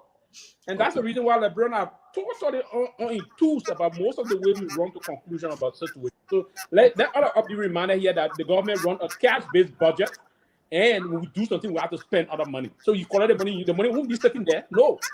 Thank you. Let me do my 1 minute, Tomalin. Listen, the last time I got arrested, well, I wasn't arrested, but people say I didn't have driver license. I showed them my Georgia driver license. And by the way, my Georgia driver license is an international license. The police said we must go to the police said if I don't give him money, we'll go to the police. I said, let's go to the police station. The next thing I know, the man started opening the back of my car to get inside to go to the police station. That my car, you want drive? How you arresting someone and you won't get in my car to go to the police station? I don't even driving like bro. I don't. They didn't vote to purchase vehicles for police. But Tomalin was at night. I want to do it at night when the road free at night. I can get in my car and start to drive. But by the way, Liberia topped the list of the most corrupt police forces in the region. Hey. They can bribe, they can beg. Liberian police can beg. You will kill somebody to be in the region. No, not how it is. You talking about Nigeria? Nigeria came second. Nigeria came second. But you get somebody else? They can beg. They can look. You can be driving at night. You will kill somebody to be in that trunk. The man will ask you for beer, boss man. Beer, yo. You got one beer yet? Anything for a man? Huh? But what you got chapel for now? You want beer? You drinking beer at work? You won't get drunk at work? So the camera right there, if you look at the camera on top of the boot, the camera is just right on top of the boot. So maybe the camera is there to watch them for not stealing or not bribing. I mean, that's what it is. But I agree with Lofa 100%. The response is essential. It's important. You can't just put all these things in place and you don't have a great response system. You know what I'm saying? It's like police take forever to come. This is the reason why a lot of fortunate Liberians like us who are fortunate, a lot of times we're spending a lot of money on security. We're spending a lot of money on security. You got to have this amount of security at your gate. You got to do this, you got to do that because you got to protect yourself, right? And so, Robert, have you followed Liberian? No, my brother, leave me alone, man. But anyway, so the response is important. The response is important. And Lofa, Mr. Lofa, Tomalin, yeah, they're gonna build 25 of those things. But the last time I checked, the Unity Party people, they made fun of George Weah for making time to dedicate every small project. I was embarrassed when I saw the president go to that small booth yesterday. Yeah, to dedicate that small booth. That's another thing. Why I said that the commissioner didn't do it? Why I said the police chief didn't do it? Why is it the foreign minister didn't do it? But when it was John Weah time, they said that John Weah was less busy. He was self-centered, and he went around dedicating everything. Yesterday, that small little booth, they put balloons all over it for the whole president to stop the entire day. And as a matter of fact, Robert, you know what? Right after the Friday, guys. Get what happened? The old man told all them to go home. He said, no good work he did because Facebook was down. Okay. Have a nice day, man. Lofa, when are you inviting me on across Africa? Whenever you're ready, brother, let me know. But guys, we can't forget though, Henry's birthday was yesterday, I think, right?